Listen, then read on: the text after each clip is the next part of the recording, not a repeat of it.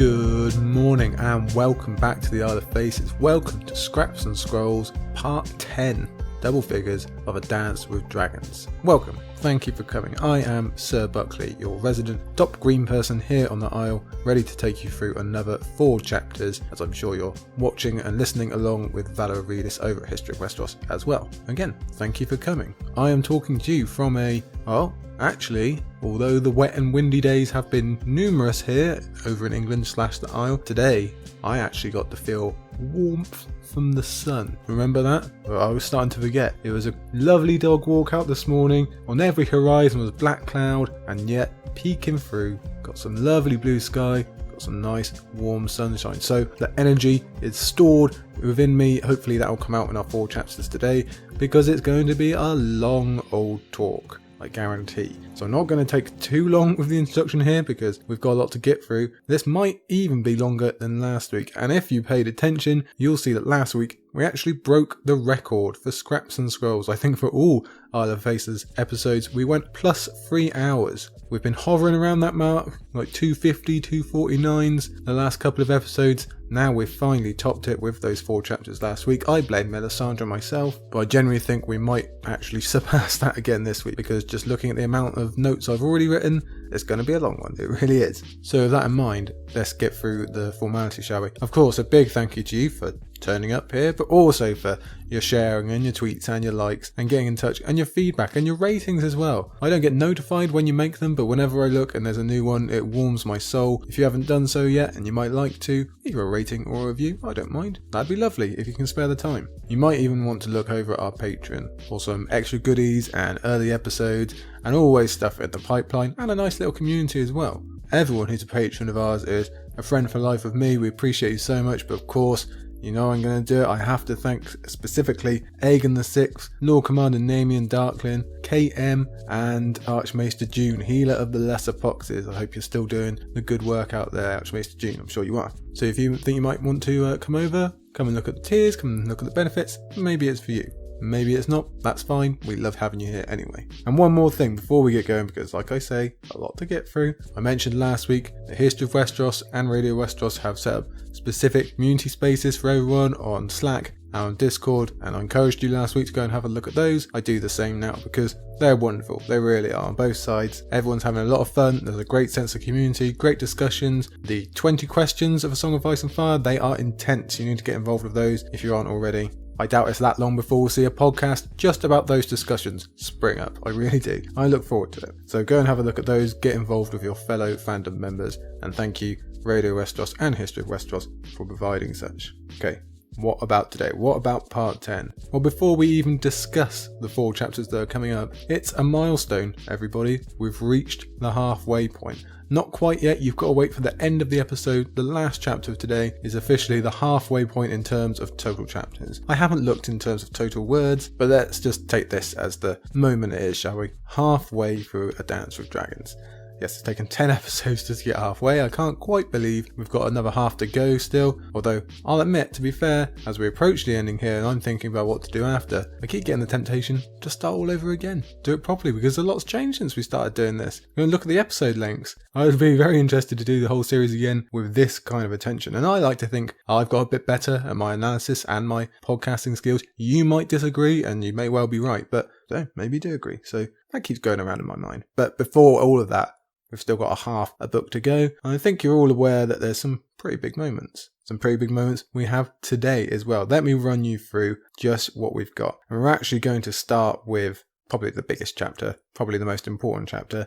And unfortunately, another goodbye. It's Bran 3 is our first chapter. The final Bran chapter forever. We don't have previews or anything like that. Very, very important content. Perhaps the most important content we've ever got so far as we know. We have a lot to dive into there. I truly mean a lot. Then we'll move on to Jon 7, and that just so happens to be above the wall as well, as Jon heads back to the Weirwood Grove. There's a lot of sense of the kind of ultimate. We're back above the wall twice in one day. We're heading back to Winterfell later on. It's very much the signs of the close of the series. We're heading in that direction. After Jon 7, we have our one brief stop over to a short down chapter in Daenerys 6, where this great big massive Astapori come, and so does the disease, and Dany has to deal with the decision she made last time out, and unfortunately it's not great for anyone, and she falters a bit, but we can't blame her. We'll get into that. And then finally today, like I just hinted, we're heading back to Winterfell. You know what that means to me. You know I love a bit of Winterfell. Unfortunately, it's not on happy circumstances. It's a dark, dark chapter. But the Prince of Winterfell, Theon 4, that'll see us through. At least we're there. So you see what I mean. We're heading back. Everything is slowly gravitating northward. We're getting the big stuff out of the way. So very, very important chapters today. You know what, let's not delay any further because there really is a lot to talk about. We're starting with that most important one. Let's dive right into it. A final thank you again to everybody, all your help with this podcast and listening to it. I'm hoping you're enjoying it still, and you guys are great. Let's head into Bran 3. So like I said, we are starting with the most important chapter of the day, both in terms of meta listings, in terms of where we are in the book, as well as actual content, because clearly Bran 3 is one damn important chapter for a multitude of reasons. As a reference point for theory crafting, as the basis of a lot of the thinking around not just Bran's future, but where we're headed in the series and the overarching main plot thread in general. There's just bunches and bunches to talk about. We're thinking about the future, we're thinking about the past, we're discovering destiny in a way, the true power of things that we've been surrounded by since this very series beginning. I mean, it really doesn't get much bigger than Bran 3. I don't think I'm really going to do it justice. You'll just have to fill in the gaps for me. Let's talk about where we are. It's been 21 chapters since Bran 2. I think we forget how big that gap is. That was when Bran finally completed his journey, reached the cave, met Bloodraven, and began this whole new path of who knows what. We weren't really given any clues, were we? For your reference, that's the longest POV gap of the book so far. And even though that mark will be later beaten by Jon Connington, it feels significant for Bran given that he's a way more established character who had already received 2 POVs in 10 chapters worth of space at the beginning. So we're thinking, oh, there's a lot of Bran, I hope this continues. It did not. Bran 1 was the 5th chapter of the entire book. So we really were hoodwinked a little bit there. We might have expected to see loads more Bran than we actually got. Instead, it's actually been 21 chapters of us still having our bells rung by that meeting of Brynden Rivers, Bloodraven, and Bran having his largest cliffhanger yet. We've had no follow-up at all. And if you really want a deep dive, as I know you do on Scraps and Scrolls, Bran only has 1 chapter gap larger than this, and it was the last time he was underground, back in Clash, back in the Winterfell crypts. So obviously there's been a lot going on since we last saw him. And that chapter was something of a whirlwind, what with the fight up the snow bank, so we could be forgiven for forgetting the finer details like Bran's initial tour of the cave or his chit-chat with an actual living member of the Children of the Forest. Luckily, those things are going to be shored up for us here. We're going to get some reminders, along with just so much else. That chapter was a huge revelation. It was, again, really difficult to put into context at the time. We're going to kind of help with that, kind of going to get our minds blown even more, so we'll just have to go with what we can. Fast forward to now, though, to this point in the book. Like I say, we're just short of the halfway point, and we're finally back with Bran, only to find out it's another goodbye. We're on a 3-week streak, if you want to count Melisandre, technically, okay. But it was a goodbye. So we had Davos, then Melisandre, now Bran. How can this be happening already? We're already at the point we've lost 3 POVs. Again, really 2, but you get what I mean. First Davos, now Bran, they're the 2 that really mean anything to us. And you know, I way prefer Davos as a character, but I've also said that Dance Bran is best Bran, and Bran 3 is the best of Dance Bran, so this is probably the best ever Bran chapter. Yeah, I wouldn't argue that too much. And besides, even a complete Bran hater, which I'm definitely not, can't deny the significance of this chapter. Which in a way makes it even worse that he's going, that this is the last we get, because we're going to want a lot more. We really are, especially considering the end of the chapter. Now, early exits aren't completely out of the realm for Bran. In 2 of his 3 previous books, he's taken similar early bows. Sure, in Clash he came back for the final chapter of the book, but he basically sat out the final third. In Storm, he walked out of our lives with 25 chapters / a quarter of the book remaining. Now we're here again, prepping for our earliest ever Bran break. With no disrespect to Melisandre, the ending of the short, paired arcs of Davos and Bran really does hit us hard. It's just a shame because they're so enjoyable. As we said back with Davos, it hits harder because this is it. For the majority of fans, when Bran took an early lunch beforehand, we knew we had more books to find him in, but not anymore, we don't, do we?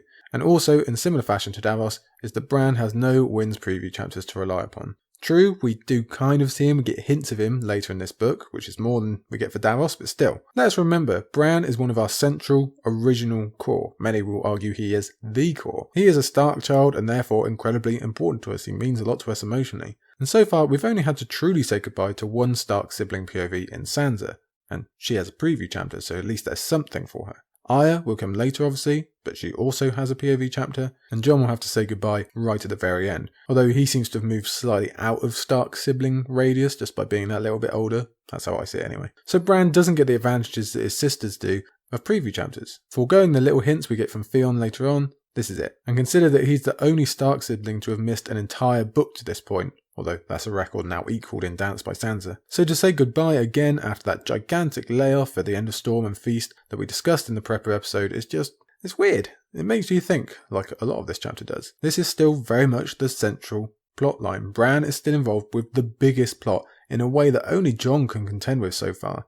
And we only get the 3 chapters. We're hungry for more, George. Please, come on, give us more Bran. But no, he's being cruel, George, again. He's making us wait. So we'll just have to take as much as we can get for now. Let's have one final word on structuring and placement. Remember that last week we had Melisandre seeing Bloodraven and Bran in her fire visions and labelling them as the enemy. So that was really effective for waking us out of our 21 chapter slumber and really get us thinking about what the hell is going on in this cave, because we had no idea. We were given very little indication except for there being a very creepy vibe down there. So is this happening already? Is Bran being manipulated, or is Melisandre completely off base, like we've guessed last week? As always, George is perfect at getting us really ramped up for a particular chapter prior to us actually getting there, and Bran 3 is no different.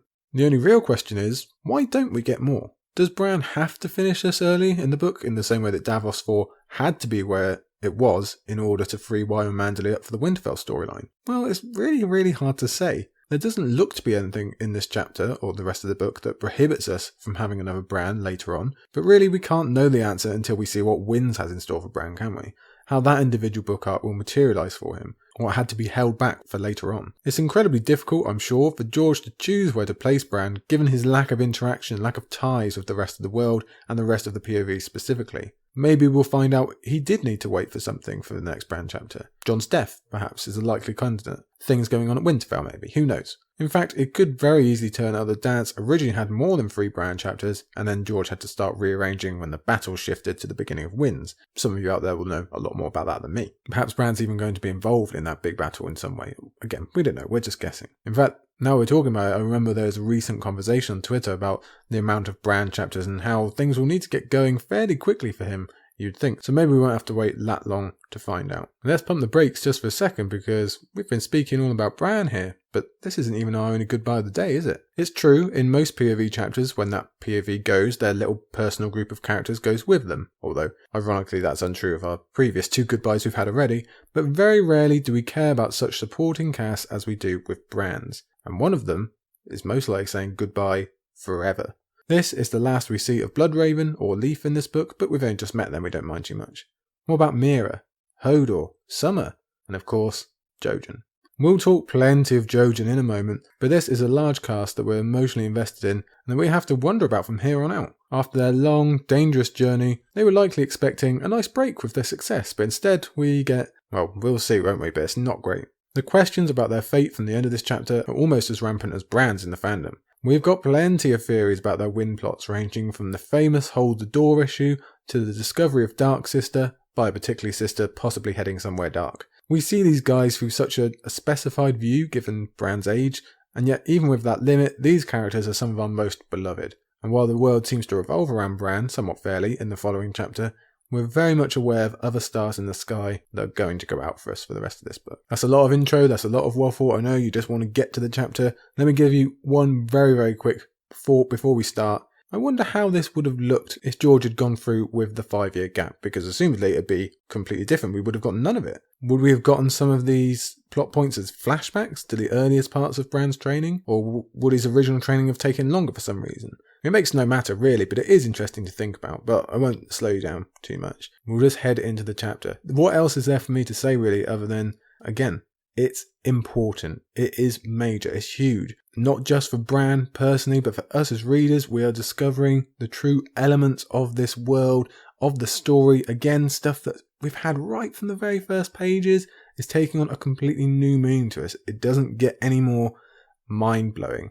And not only that, but the abilities that Bran finds in this chapter are cathartic to us as readers. They give us what we want. They elicit emotions. And if you don't believe me, well, wait until we get there, because I think I will prove it. But for that, we'll actually need to start with the chapter, won't we? So let's get going. Let's begin. I'll start with a quote. "The moon was a crescent, thin and sharp as the blade of a knife." Moon imagery is going to be important and repetitive throughout this chapter. Get used to it. It's been a while since we've had a chapter with a long passage of time contained within, but that's exactly what we get here today, and George really plays around with it in a style that we've never seen before. The moon is so interesting a choice for this device, given its symbol of the spooky and the eerie. It's like the flag of monsters, isn't it? So considering what we're talking about today and the kind of atmosphere that George is shooting for, it makes sense, even if I still think it's weird that the wolves never get linked with the moon in any way. That seems to be missing for me, but well.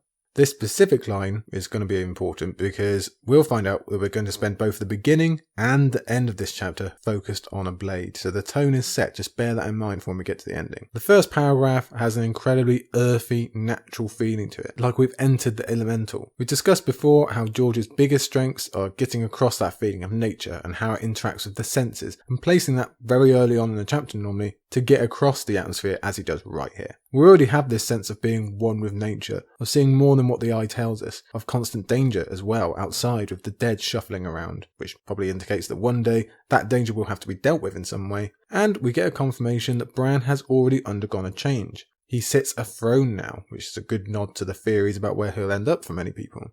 And it's a weirwood throne, know this, which obviously makes it seem extra important given all the focus we've heaped on weirwoods throughout the series. For good reason, it'll turn out. He has ravens walking up and down his arms, so this all appears to be working. He's fully immersed, and that makes us really want to see what he's seeing, what his powers are, and how far he's advanced since we last saw him 21 chapters ago. Next up, we're reminded of the presence of the Children of the Forest, and how Bran has already increased his knowledge on the subject, probably more than anyone living, just by being aware that they call themselves those who sing the Song of Earth. How many people out there in the world know that? Probably pretty much just these three. Like we discussed a few chapters ago in Jon 6, songs are basic and elemental, perhaps even all-powerful, as we guessed with Melisandre and her sing-song to Ghost. We had the idea that they might even be the basis of the entire series. Relates to the name, doesn't it? So we're getting more of that feeling of the overall once more. The true issues, the point of the series. Already, right at the beginning, we've got that kind of feeling. We find there is also such a thing as the true tongue, which was mentioned very briefly in Bran 2, that humans were never able to take from them. They've retained that. Finally, we get yet another focus on ravens, the fact that they like to keep their own secrets. Rereaders know they're going to be a fairly prime part of this chapter, which makes sense because they've been featured heavily throughout the story, but especially in this book, and we want to learn more of the mysteries of these flappy little annoyances. Another quote for you here. "The moon was fat and full. Stars wheeled across a black sky. Rain fell and froze, and tree limbs snapped from the weight of ice." So, our second moon already, and it's the opposite of what we saw earlier. We'll soon see we're going to get these lines repeated over and over throughout the chapter to show the literal passing of months of time, but we also get this sense that we are removed from everything here. We're truly of the reservation, separate from the world and all its laws, including time. Time is now something wide open and accessible. We're also separated from all the hardships of their journey. There's no wind or snow or ice or dead things, especially down here. This is a haven in some ways, although as we go, we'll discover a fairly opposite feeling as well. George mixes the description of how the cave feels with what its purpose is via who dwells within. The Whisperer in the Darkness he's called, the Last Greenseer, the Brynden, as Mira discovers, and we get a Blackfish mentioned along the way, which we always love. Men forget, only the trees remember. So already, right here at the beginning, we're being teased about the wealth of information possibly soon available to us. Let's begin the goosebumps, everybody. They're going to start now, they're going to stay until the end. For nerds such as us, is there really any bigger possible prize than just access to all these memories? Well, we'll find out the truth of that in a minute. We also have a quick introduction to specific members of the Children of the Forest, most of whom don't speak the common tongue. So Bran and Mira are allowed another quick rush of childhood when they come up with their own names for the children. Most of the names are centered around nature, that makes sense, although one of them is called Black Knife. So I wonder if they have an obsidian knife of them perhaps. The one we're really focused on is Leaf, the common tongue speaker, and therefore our conduit to some parts of history that are most interesting to us. And it's Leaf who gives us further information on Brynden Rivers, Bloodraven, although really she and George are doing little more than cruelly teasing us again. Some stuff we already know. He's super old, older than he should be, but there's also newbies in there. such as he's being absorbed into this tree, so we perhaps expect that one day that'll be Bran's fate. Only a little strength remains to him as well, Bloodraven I mean, so this is a finite thing. Bran has to learn fairly quickly, there's a time limit. He's got to get on with whatever the hell his mission is. Brynden is, as far as we know, one of the most powerful to ever live, at least in recent times, and he still managed only, quote unquote only, 125 years. That's a good run, but that's not like a all-powerful, infinite, forever power, is it? Everything has its limits, but then again, if Bran is even more powerful, maybe he can break that record. The line 1,000 eyes on one comes up again. Why is there 1,000 eyes on one? Because there's so much to watch, apparently, so that gets our nerdy juices flowing right over again. Are we talking about the present and so many strings and plots unfolding in terms of so much to watch, everything that's coming together to form that final endgame and the final plot for these books? Or is he talking about there's just so much of history to uncover? Or is it both? Again, we're teased with Bran being able to know one day, and we hope that day comes soon. You'll notice on the first page we've only discussed a couple of characters, and one of the most prominent is Meera, which is good because we love Meera, but there was no mention of Jojen. Now that could be worrying when we remember the state he was in during Bran 2 and how he's been weakening significantly throughout this book. So what's become of him now that he's achieved his apparent life purpose? Has he melted away to nothing already? Or has he finally been rejuvenated in this place of power as reward for a job well done? Well now, when he finally appears to tease us yet further, it seems to be a mix of both. Physically, he's been at least partially restored, but emotionally, he is at his most defeated yet. Bran labels him as sad, sullen, and weary. The little grandfather was never the life of the party in terms of being boisterous, but this is still a clear change, and we're transported back to earlier discussions of what must be going on in his head and soul as that tool that has completed its purpose and now seems to be being thrown aside by the higher powers. How must that actually feel internally? What must it do to your sense of self and worth to just be swept aside and told how unimportant you are? He gives the sense that he knows something that we don't know, as he's done throughout the entire series, so is that something about the cave in general, or about his own fate? Considering what the majority of us theorise about his ending within this very chapter, we have to ponder the possibility that Jojen is 100% aware not only that the end of his life is coming, that he'll be part of the ancient practice of sacrifice, as we'll also cover at the end, but that he has one final purpose, becoming food. And he'll know the significance of that, assumedly. He'll have been persuaded of the need and how it helps Bran, but George is also writing a human story here. Jojen can be good enough in his soul to know all that and willingly sign up for it as if he had a choice, but that doesn't mean it's not damn depressing. It doesn't haunt him or make him bitter as it would anyone else. Now, like I promised earlier, we're going to get more Jojen talk as we go, but for now, he's filling in his old role of providing some extra info about Bran. This time, about just what it is the trees remember and therefore what Bran can supposedly look forward to finding out about. The secrets of the old gods, said Jojen Reed. Truths the first men knew. Forgotten now in Winterfell, but not in the wet wild. We live closer to the green in our bogs and crannogs, and we remember. Earth and water, soil and stone, oaks and elms and willows, they were here before us all, and will still remain when we are gone. A nerd's dream if I ever heard one, or someone who just likes nature, their dream, and that's me. These are the true secrets, the tale of how the world was and how it was supposed to be before humans came along and ruined everything as we tend to do. Like I say, it's the tale of true nature, and I really struggle to think of anything I'd rather find out about in this world. If I'm honest, absolutely fascinating to me. This is putting us right in the seat of the earth, of true truth and everything that humans normally cannot begin to comprehend. And we're being told that we might get a glimpse of these mysteries that we've had no idea about since the beginning of the series. Yes please, sign me up. It's exciting for us, maybe not so much for Bran, who considers the actual logistics of remaining on in the world as Brynden Rivers has done.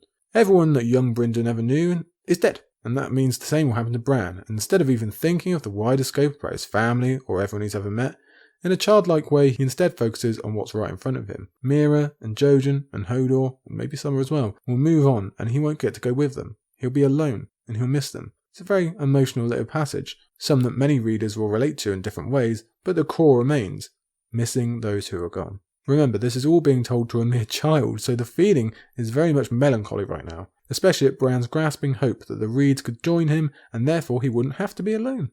It tugs at the heartstrings, doesn't it?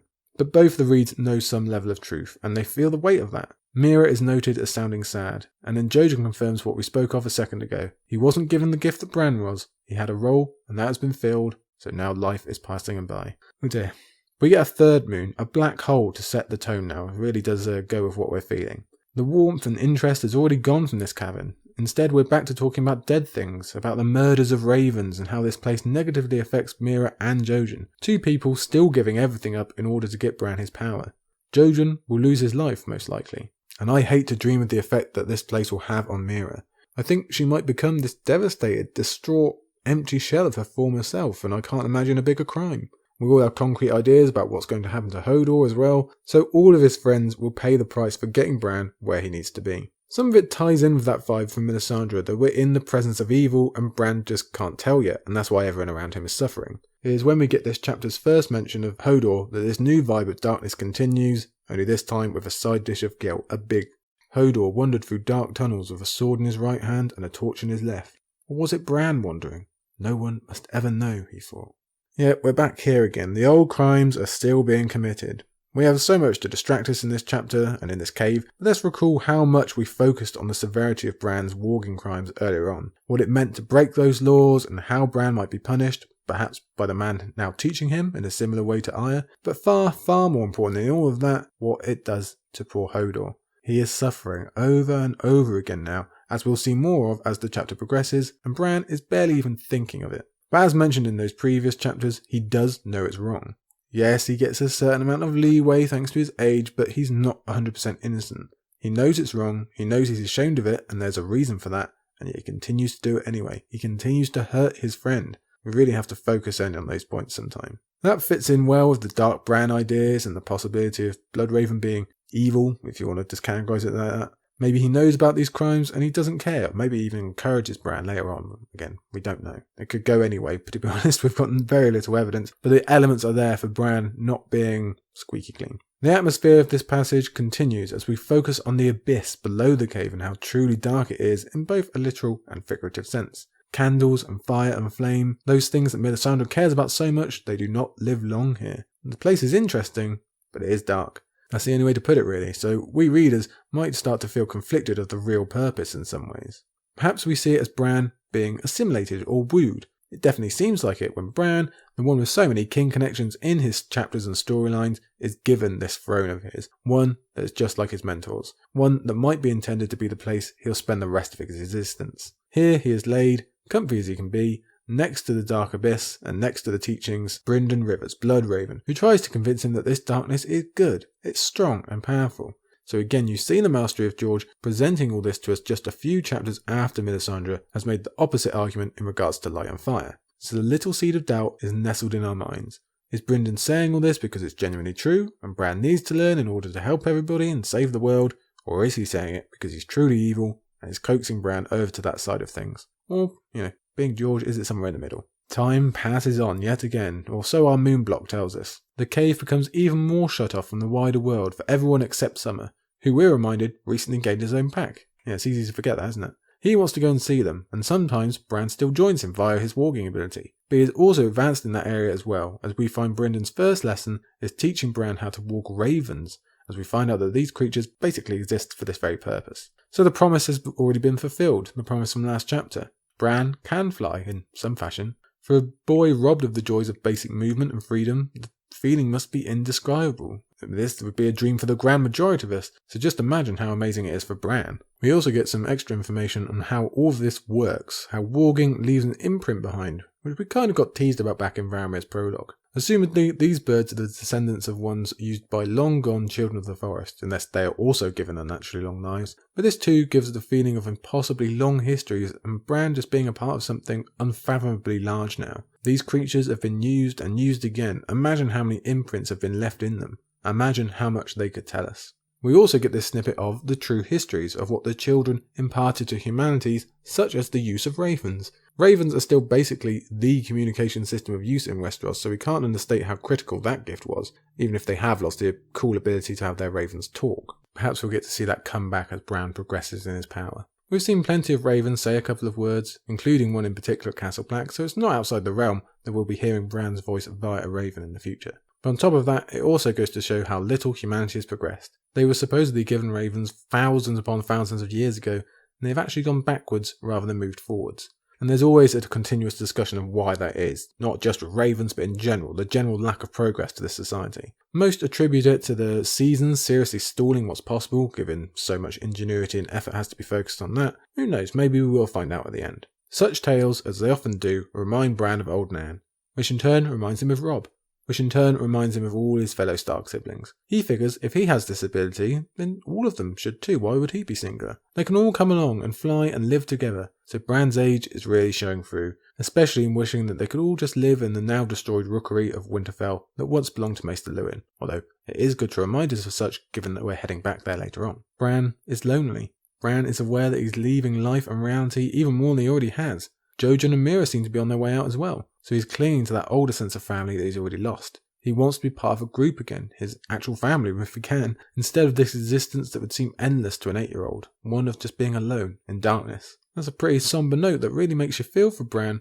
but also brings up an interesting thought. Even though it's such old hat news to us now, remember that none of the Stark siblings are aware that they can all walk with their direwolves. Sansa obviously knows nothing about it in the first place, Arya is only just beginning to understand, and who knows about Rickon. But even Robb, supposedly, and Jon and Bran as the more advanced half of the family have never really pointedly thought about others sharing their ability as far as I remember. I think Jon might have had a very, very quick thought about it, down at Queen's Crown or maybe a bit after, but it's definitely never been a focus of any of them. So it's something to bear in mind that one day they might all have a big sit down and just talk about it. That'd be pretty cool. We can dream, can't we?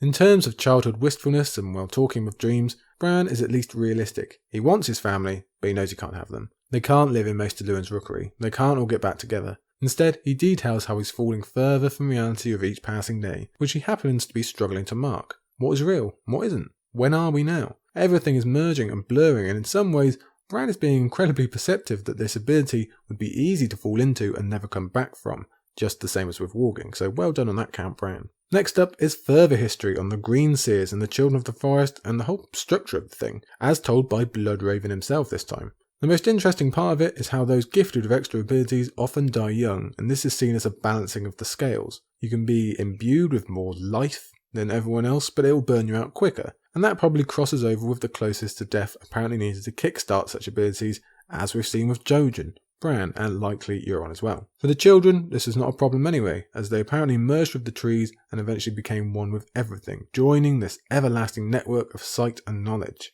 It's pretty heavy for Bran, so the read's given an example that he can get on board with a bit easier, resulting in one of our all-time quotes of the series. "A reader lives 1,000 lives before he dies," said Jojen. "The man who never reads lives only one." Yes, that's right, we love that. Never accuse George of not being aware of his market. While you're at it, never accuse him of not always propping up the importance of story when he can, which is what Jojen explains the process of becoming one of the trees as. This is how knowledge was recorded and kept sacred. This is, again, ultimate importance. Stories and being able to keep knowledge, what separates humanity from the beasts in the field. This is it. This is how civilization's born. On top of that, we also get Jojen stating that the children believe the trees themselves are the old gods, which I must say I love as an idea, because I really, really love trees, and I think we should all respect them more. So that's a pretty cool concept that hasn't really come up a bunch, and it puts Melisandre's burning of weirwoods into a whole new view. But Jojen moves on from that pretty quickly into more talk of death being an important part of the equation. Bran's eyes widen. "They're going to kill me." "No," Mira said. "Jojen, you're scaring him. He is not the one who needs to be afraid." So the Jojen melancholy continues, and with good reason to be fair. Again, we move forward through time, and everything stays just about the same down in the underworld. Yes, do not think you have fooled us with your vibes of the world of death and the river Styx and all these other connections we can make, George. We get what you're up to. But up above, there is movement, although ironically, that involves death as well. Before that comes the note that summer is growing hungrier and hungrier, which hurts us deep. We do not want to see summer starve. But then also, there's the knowledge that the Whites surround the cave, perhaps alerted by their alarm system in the previous White fight that Bran's crew had to go through to reach the cave in the first place. New ones appear now to watch and wait. There's dead ravens come to offset the live ones. Even a snow bear, although he ends up as lunch for summer in his pack. We assume, in large part thanks to the show, that this is a setup for the Wind storyline in which the defences of the cave fail for whatever reason and these armies of the dead start attacking, therefore triggering the hold the door scenario. Even without having watched the show, a first-time reader would expect this to be a pretty damn important note with some definite payoff somewhere. The tension is set. Either Bran remains here forever, or there's going to be fighting at some point. George now takes some time to explain the logistics of living down beneath the earth. There are various food sources, for example, as well as making sure to establish the eating of this blood stew, which is apparently laced with squirrel meat, or maybe rat. And we should be sure to note that Bran isn't bothered, he's just glad to be eating meat. So there's some major foreshadowing right there. Bloodraven, or the children, or whoever, are being very smart and getting Bran used to this practice, so it'll be that much easier when they supposedly switch up the ingredients later. Another quote now. The caves were timeless, vast, silent. Timeless, that's a good word, there it is again. Sometimes George will spend half a chapter supplying a background atmosphere, and will then just spell it out for us as a cherry on top. This place is separate, it's different, and vast enough that it cannot be properly explored in 1,000 years apparently. It has this deep intimidation of power, it seems to me. It's Leaf that tells Bran all this, which allows him to have another analysis of her and her fellow children of the forest, much of which we did actually get in Bran too. But now Bran has a chance for follow-up questions, so he asks what happened to their race in general, and what follows is one of the most emotional passages in the book, if you ask me. You know, I've said it already, I'm full on invested in the way this world should be, and the crime of humanity coming over and being parasitic, as we so often are, etc, etc, etc, I won't ramble at you now. So just the introduction of the dawn of days. That's an incredibly exciting sentence, but what follows really hits on my heart and probably yours as well. Here it is. That was in the dawn of days, when our sun was rising. Now it sinks, and this is our long dwindling. The giants are almost gone as well, they who are our bane and our brothers. The great lions of the western hills have been slain. The unicorns are all but gone, the mammoths down to a few hundred. The direwolves will outlast us all, but their time will come as well. In the world that men have made, there is no room for them, or us. There is such beautiful pain in that passage. The knowledge that all these wondrous creatures and races did exist, still do exist in some level, and that there was something pure in the world before humans came along and fucked it all up. It really does hit me hard. Even our beloved direwolves will eventually go until we're left with something that looks a lot more like our own reality, I suppose, just with all the magic sucked out. This run, it really sticks out to me as part of George's overall message to us, but I'll stop lecturing, you know. At the beginning, Bran feels empathy and sadness over the story, but then thinks how humanity would never accept such a fate, but would instead fight and kill for what's theirs. Unfortunately, it bypasses him how large a part of the problem that actually is. Time rolls on. I know I've said that like 5 times already, but it's going to keep doing it. And the children, the actual children, become restless.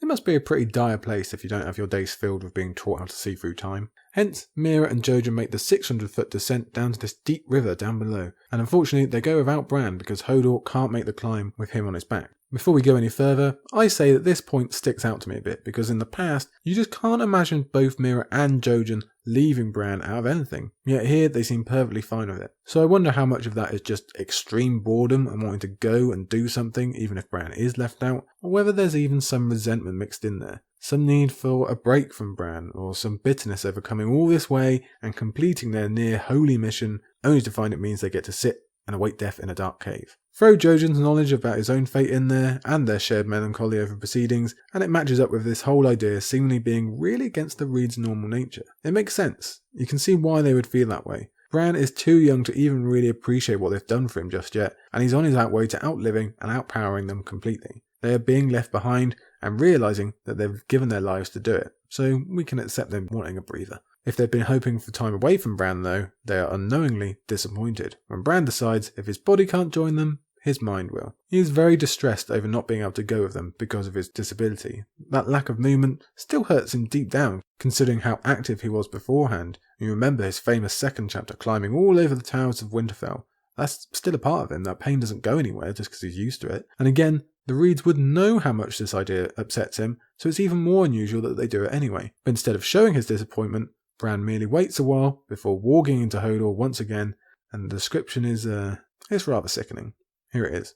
The big stable boy no longer fought him as he had the first time, back in the lake tower during the storm. Like a dog, Hodor would curl up and hide whenever Bran reached out for him. His hiding place was somewhere deep within him, a pit where not even Bran could touch him. No one wants to hurt you, Hodor, he said silently, to the charred man whose flesh he had taken. I just want to be strong again for a while. I'll give it back, the way I always do. I told you, sickening. The sickening image of Hodor having to curl up in fear and terror. Okay. Our poor, dear Hodor, now being compared to a whipped dog.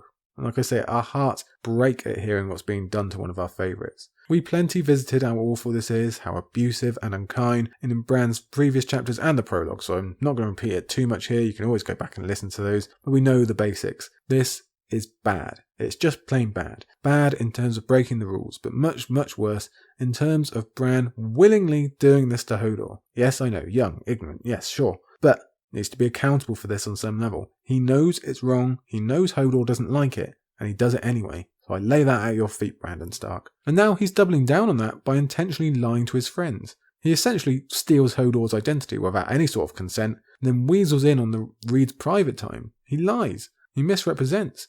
Because again, he knows what he's doing is wrong. So this sets up a really bad precedent, one he's already been building on. Hodor has become a toy for him. He lies willingly to the Reeds. After everything all three have given up just for him, after all they've been through, he still does it. So again, yeah, I'm going to say it. This needs to be laid at Bran's feet. It makes us wonder about what Melisandre said as well. None of us are claiming that Bran is out and out evil already, but there are seeds there that could go either way. He could be swayed into that direction, the way he plays with people or breaks social barriers that they can't. And as always, the most important in this is his abuse of Hodor. That is the biggest crime. His warging adventures continue, giving Bran the freedom that his body, and now his setting, can't. He hunts and eats with summer. He flies high into the air of the ravens and explores the mysteries of the caves of Hodor. So yes, his best friend, the one that we suspect knows full well that his destiny is to die for Bran and has walked towards that end bravely, is on the same level as an animal. It is on these journeys that Bran pushes Hodor across the narrow bridge to the other side of the abyss. So he's also being pretty cavalier of Hodor's safety at this point, because if he falls,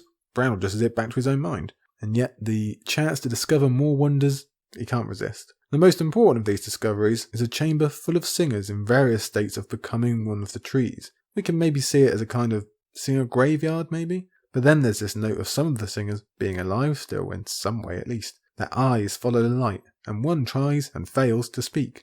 Now the more cynical of us wonder if these beings are being kept against their will, if they are in pain, if they are maybe being used by Bloodraven and the others. Perhaps it's a battery pack type thing. There's some House of Undying vibes in there as well for me. It's definitely a creepy moment, one so chilling that the real Hodor stirs down in his protected place within his own soul. Or maybe that's just because he hears his own name and wonders how that can be when he's not in control of his own lips. Again, let us focus on how awful this is for Hodor. Remember that prologue and why we were shown how painful and maddening and unnatural it was to have someone walk into your mind. Hodor is putting up with that on a daily basis. And again, I'm not going to repeat myself, but I encourage you to go back and listen to previous Bran chapters and that prologue for a full discussion on just how awful this is for him, because we should be aware. Finding these singers sends Bran back to looking at the main guy, the three-eyed crow, a vision of horror made real. Bran looks upon the reality of him and despairs on two counts. Firstly, that the child in him hoped to find a wizard who could click his fingers and repair his broken legs. Even though part of him knew this would never really be the case, he still hoped beyond hope, and instead of finding that, he's found a living skeleton, a monster. And his second despairing is that he will one day follow suit, with roots growing through him and mushrooms sprouting on his skin, and losing even more of himself than he has already. He'll become a monster as well, and we know how highly that word has prevailed in Bran's arc already. He will see through time and learn unknowable wisdoms, and Bran tries to rally himself that that'll be nearly as good as what he's lost, but he can't quite bring himself to believe it. And there's actually a couple of extra tiny notes here just to consider before we move on. There's the worm in the eye, which just really reminds me of the kindly man, doesn't it? And also the Bloodraven doesn't eat or sleep, just like Melisandre. So there's some connection to it being a form of undead, isn't there? Even if we don't know what it is. Time moves on, yes, I said it again, as we are told by this ever-present moon. The general mood of the chapter worsens and worsens, as does the case of Jojen Reed, who theoretically knows that his final day is drawing ever nearer. On top of that, Meera is more aware than Bran is, and is becoming upset at Jojen's deterioration. He becomes more and more solemn, which is something. He goes up to the cave mouth to get some final glimpses of actual life. He is likely thinking of home and his family, and all that he loved yet gave up for this mission. Meera, for her part, is becoming angry over Jojen's lack of resistance. He believes his fate is sealed and will do nothing about it. So you might note this is a direct reflection of what Bran just thought about the end of the Children of the Forest. The children accept their fate and allow themselves to fade away, as Jojen is doing, whereas humans want to fight and resist, as Meera is championing here. It brings about an interesting discussion about how much of this is sealed or unchangeable, and how much is related to free will. I suppose that doesn't really matter if the subject has been convinced to just accept what he's been told. Meera also let slip that she had some of her own motive in coming here to the fabled wizard. She had hoped they would end Jojen's dreams or end his mission, and they would be free or something similar. He'd be at least relieved of his burden. Bran thinks to himself that the whole point was just to help him, but smartly says out loud those because of the green dreams. Meera is just as bitter about those as well though. She's disillusioned and unhappy. The reality doesn't match her hopes, and the fallout is tough to deal with, again as we've discussed before. Poor Meera, who honestly is one of the best characters of the series. We love her. How unfair that is then, that she's been dealt this fate of giving up the living world only to lose her brother, be abandoned in a cave with someone who might be losing his humanity, and perhaps all in the aid of someone who could still be evil in Bloodraven, we don't know. This is all too much for Meera, strong as she is, and she begins to cry. And the paragraph that follows is very complex and confusing. It begins with showing off Bran at his best. He wants to comfort his friend with a hug. He wants to take Meera's sadness away and make her feel better. It's a lovely notion, he's a great kid. The problem is, he's restricted by physical limitations. He can't physically go over and hug her. At one point, that would have been the end of it. But now the idea comes to him that he could use Hodor. I could put on Hodor's skin, he thought. Hodor could hold her and pat her on the back. The thought made Bran feel strange, but he was still thinking it when Meera bolted from the fire, back out into the darkness of the tunnels. So the intention here is pure, even if it does involve the evil practice of using Hodor. But Bran also notes it feels strange. It doesn't feel quite right, even if he doesn't understand why. And unfortunately, some have cited this single paragraph as a basis for the idea that Bran will one day assault or even abuse Meera via Hodor while not knowing what he's doing. Now I want to be clear, I definitely don't think that's where we're going to end up. Dark as winds might be, I just don't see we're going to get that dark. But you can see the base elements of this are just not right. There's something wrong about it, and luckily Bran seems to notice that hugging someone in another's skin is not the same as really hugging them. And if he ever does get to an age where sexual contact would be an issue, hopefully he thinks the same thing, but again, I don't think that's a bridge we're ever going to have to cross as readers. Either way, before the situation can escalate, Meera heads off into the darkness until she is gone completely, which I think we could look at as symbolic for what might happen with her generally. George apparently believes he hasn't quite got across the idea of time passing and this cave being separate from it all, and of time being something that just happens to other people, so he hits us over the head with it yet again, with this detailing of the sun and the stars never reaching to these depths. No more than the usual passage of life. Apparently satisfied, George now moves us on to the next stage of this chapter. After all the creepy build-up, it's a wave that comes strong and hits hard, enough that icy fingers on Bran's back probably aren't even needed at this point. Brynden Rivers telling him it's time is more than enough for us to be getting on with. This means something big, we assume, and we are definitely not wrong. Now the chapter is moving forward. Now it almost feels like the whole story is moving forward. This is a very important step to take indeed. And how is this next step to be made? With a meal, apparently, as a white-haired, and therefore maybe older, child of the forest steps forward with another bowl of paste, one that Leaf says must be eaten, one that we all theoretically recognise. Something about the look of it made Bran feel ill. The red veins were only weirwood sap, he supposed, but in the torchlight they looked remarkably like blood. Yes, it's that time, everybody, you've been waiting for it. We've finally reached the Jojen paste theory, a mere page after being told how melancholy he is and this idea that he knows his time is up and fate is coming. Half a page after we've just seen that Bran has a good instinct of what is right and wrong intrinsically with his thoughts of hugging Meera, for he's instantly hesitant about this new bowl as well, the one that looks like it's full of human blood. Now we all know the score here, don't we? It's a famous theory that hits on so many of our previous themes. Sacrifice, clearly. There's elements of cannibalism in there, and therefore the breaking of yet another law, or perhaps this isn't quite enough to count, we don't really know. There's points to consider like Bran stealing Jojen's ability to add it to his own via the consumption of blood, what sacrifice means in the context of the old gods, and also to Bran himself, and really it's all too much to discuss at once. You know the theories out there, you know how wide-ranging it is. More important than all of that is the idea that it's finally happening. Jojen, full of knowledge from perhaps the beginning of his introduction, or perhaps later, marched towards his fate and got used up like that tool that we keep calling him. The first part was bringing Bran here. The second was, assumedly, giving up his life so that Bran could finally reach Super Saiyan level. His sadness and melancholy and everything else about him has been fully realised. So really, we have to give a moment of appreciation for the character of Jojen Reed if we are indeed agreeing that this is Jojen Paste, and I, for one, believe that it is. You probably saw on Twitter recently, Aziz ran a poll asking that very question, and I don't know how that ended up, but when I voted that yes, this is Jojen, the majority were agreeing. It was like a 70-30 split. All of this fits with Davos hearing recently the story of Northern sacrifice in his last chapter. It fits with dozens of other examples as well, and what we get at the end of the chapter seems to confirm it. So I think it's a done deal. Let's agree for now, for argument's sake, that it is Jojen, even though I'd love to be proved wrong. This then is a character, a child, lest we forget, who literally gave everything he had in aid of a higher purpose. one that he'll never be thanked for or even remembered by in most cases. He won't even get to see the fruits of his labours. Maybe even Bran will never truly cop, although in some ways you hope he doesn't. Although having said that, the idea of him learning and it shattering him is intriguing, especially if we do get a rebellion against Bloodraven. Jojen did it all, well in the knowledge, and really was braver than just about any character we've ever seen, so let's give him a full salute. If we wished, this could open very large complex conversations about the right of it all. Firstly, we don't even know if Jojen did this in the name of the good guys. We know that's what he assumed. Was he being manipulated? Was he lied to? And if not, and if Bloodraven is on the level and trying to save the world, then is any force that allows a child to be killed in the name of aggression actually any good? Is it a case of the ends justifying the means? And that can be a very, very long argument indeed. For now, let us continue our thoughts on House Reed. Mira. We need to talk about Mira. Mira Reed, an awesome, amazing character on every level. She was crying about her brother just a moment ago, and now he's gone. Killed for his blood, we assume. And remember, we don't see Mira again in this chapter. The bed of the Reeds is empty when Bran visits it in a second, so there's every possibility that Mira already knows. I mean, technically, there's a possibility she's been killed as well, but I think we're all in agreement she hasn't. At least, I bloody hope not, because I will riot, George. You're warned.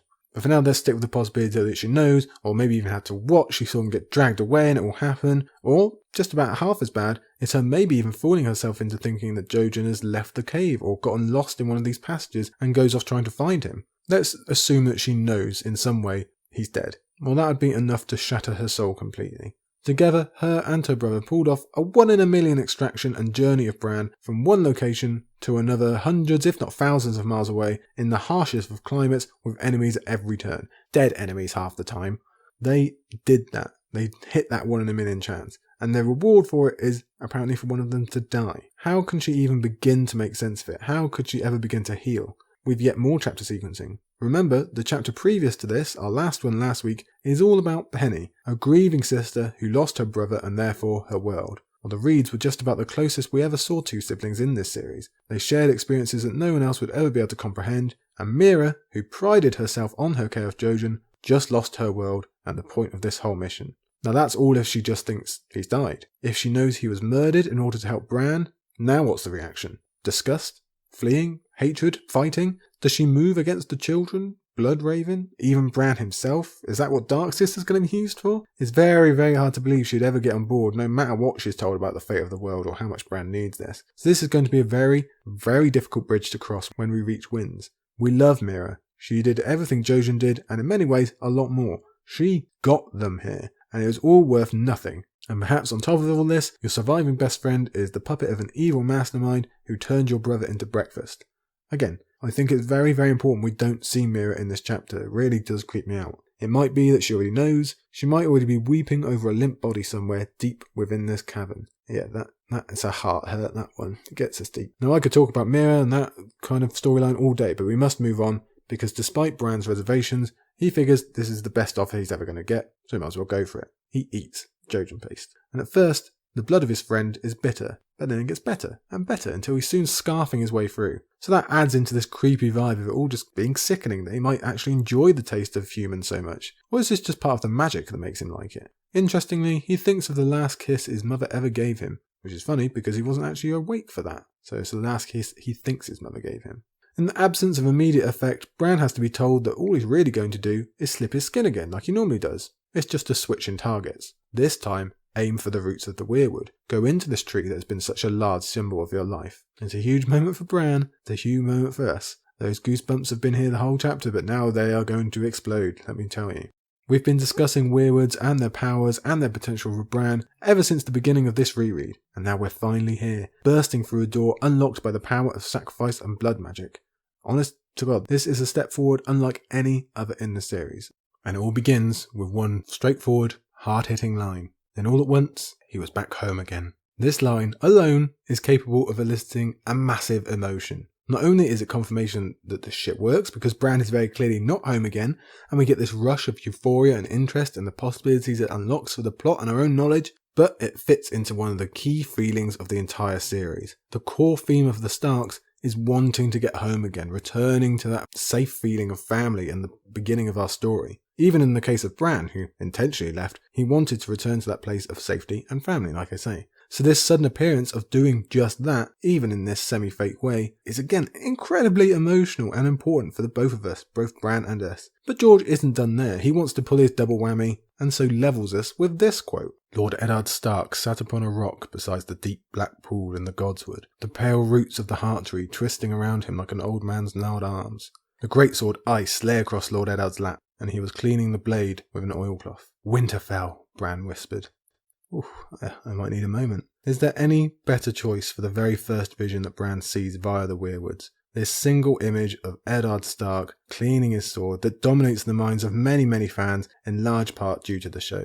The Sean Bean version of this is famous world over. It adorns the cover of my version of Game of Thrones, the book. Ned is the character for so many of us still. He's still the ultimate portrayal of a hero. I feel honoured just to be able to describe him again in a quote to you. He remains very much a central figure, given that we're seeing so much of his legacy and the impact on the world. And he's the very first wound of this very hurtful series, remember, one that still really hurts now. And don't forget, this was one of our very first images of him via Catelyn's opening POV right back at the beginning. So to use this ability to actually go back and see the man himself, in his default state perhaps, in his most loved place in the world, at the Heart Tree, that really hits on us just what this ability is, how powerful it is in terms of being able to go back and see something as clearly as if you were there. Way clearer than any useless fire vision, although it is interesting that one only looks forward and one only looks back as far as we know, but powerful again in terms of just pure emotion for us and Bran. He can go back and watch his dead father be alive again.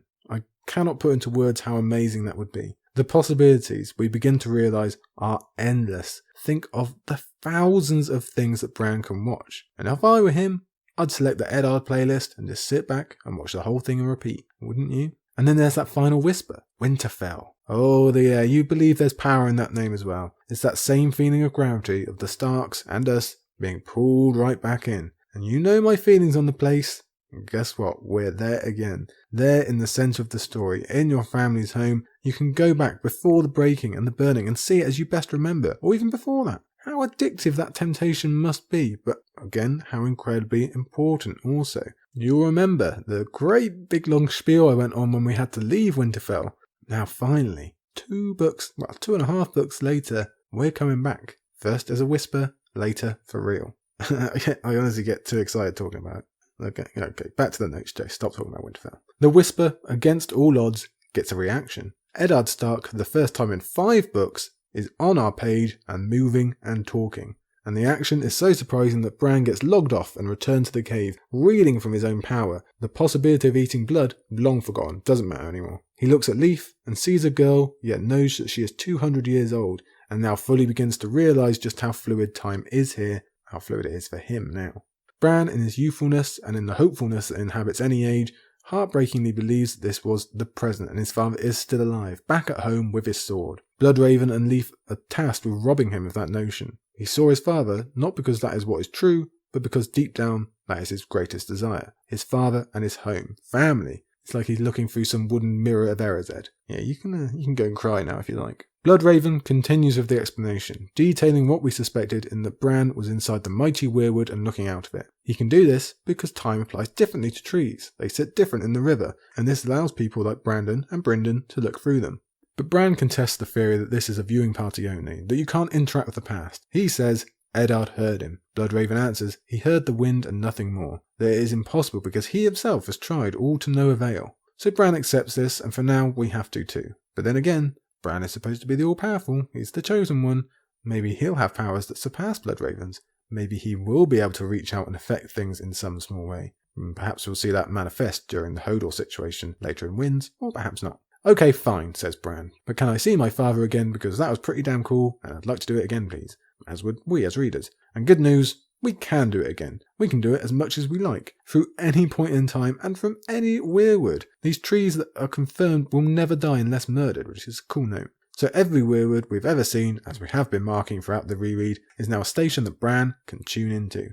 And I mean, what do we say? That is massive. It's the only word I can think of it, and I can't really get it across. And the amount of knowledge and power that Bran can get out of all of that across the entire spectrum of this series is jaw-dropping. We can barely process it. It could be used for anything, really. And even that is not enough. We're then told that Bran, in time, won't even require the weirwoods. He can look anywhere, anytime. All of history is just opened up to him. There's jaws all over the floor. What else can I say? Now, will we ever actually get to this point? Because Bloodraven points out the need for training, and we're guessing Bran probably doesn't have 10 years, or maybe not even 1. But maybe he's just going to be super fast because he is that powerful. Well, we might get a hint in a moment, but for now, even weirwood powers are indescribably awesome.